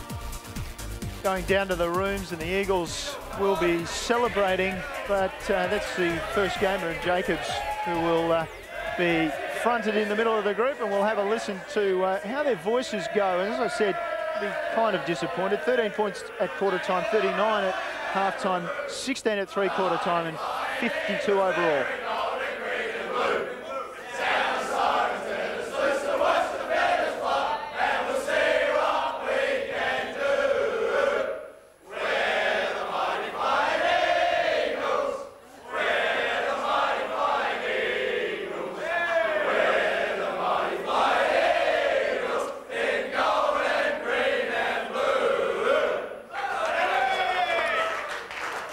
Very low key, playing against a side which has now only had, or has had 7 matches for 7 losses this season, so very low key. You can tell from that they were disappointed. Well, they would have expected to come in today and win quite comfortably, and to be challenged, I suppose, is a good thing for Ron Fuller, but really the class of the midfield in Knight, Skipworth, Sikalella was just overwhelming for West Adelaide in the end. How do you fix some of those problems for Westies? I mean, we've only got a few minutes before we're off air, but how do you fix those problems? Is it a matter of constantly working on the skills at training for a start? Oh, it's just persistence, really, more than anything. If kids aren't up to the standard as required yet, so they've got to do a lot more skill work. That intensity that's required, that's got to come from the players. And you could see they got excited. They were keen, they were eager there in that third quarter. That's the type of intensity you got to expect for 4 quarters. Ronnie Fuller will be wanting 4 quarters of good football out of his side. He didn't quite get it this afternoon, Sodas. Now, Ronnie, that third term, how concerning is that, even though the end looked pretty comfortable? Look, it's hard to judge, Mark. We certainly were second of the ball. We didn't get a lot of the footy. they reacted, and we were a bit ho-hum really, which was disappointing. But I think the main thing was that we straightened our game up in the last quarter. We certainly found a way to be more direct. We got much more of the possession, and we didn't overuse it. So, look, in the perfect world, we play 4 real good quarters. We didn't today, so it gives us something to work on, which is not a bad thing. Importantly, after dropping your first 2 games, starting to develop some momentum as well. Yeah, well, that was what we were looking for today, was just continue that upward spiral. And there was some signs that we did, and obviously the third quarter we didn't. But then again, to finish off the last quarter, we have a break now, and then we got North at Thebarton. So once again, we build for that. Must be encouraging too. We've seen the long and the short of it. Sammy Jacobs making his debut today, and Sam Fairclough last week. Yeah, the 2 Sams, it's terrific. Both of them got great touches again today, I thought, and I'm sure they enjoy the experience. How long Brad Dabrowski's out, we're not sure. So whatever Sam Jacobs does is good. And Sammy Fairclough's the same. A couple of really good touches for us. Very decisive, I thought, it was with his work. He certainly looked good. Congratulations on the win today. Rest up with the state game next week, and a big challenge, North Adelaide. Yeah, they are. They're going right, aren't they? Thanks, Mark. Doesn't get any easier for Westies either. They've got Port Adelaide after the break for the state game in round 9. They've got Port Adelaide at Alberton. Yes, and I think after that they've got North at Prospect as well after that, I think the week after. So, look, it doesn't get easier, but as I said, all Wayne Wiedemann can do is persist with this playing group and work with the numbers that he's got. And they have probably got 5 or 6 out of their best 18, and they just need them to get fit. Well, that goal there from Matthew Cooper was a very isolated highlight in that third quarter for the Eagles. He kicked that at the 2-minute mark for a 44-point lead, and pretty much against the way the play had started in that second half. And of course, after that, Westies pretty much dominated the quarter. Then the final quarter, into the breeze, Eagles came to play. They certainly did. I thought Chris Knight set it up beautifully in the first 10 minutes. He was the one that won the ball out of the middle. He kicked 2 goals in that time period, and they finished it off where early in the game they actually had enough opportunities, kicked points, made poor decisions as they went forward. Early in that last quarter, when the goals needed to be kicked, they kicked goals. Just a small point here on the Footy for Gladstone appeal, which was today. Stephen Coppinger from Ascot Park, one of the collectors out here today, and you can donate at any Westpac branch. You can also make out a cheque in the Footy for Gladstone appeal and send that into the SANFL. We won't go through all the details, but mainly to remember to go to any Westpac branch for the Footy for Gladstone appeal. Next week coming up, the state game, South Australia against Western Australia. We'll be on air from 2:30 next Saturday afternoon with that state clash. Plenty to look forward to. I can tell you that Port Adelaide won that match against the Bays after it was all level at quarter time, or half time I should say. 54 points the margin there, Port over Glenelg. Thanks for your company this afternoon, and we'll see you for the state game next weekend.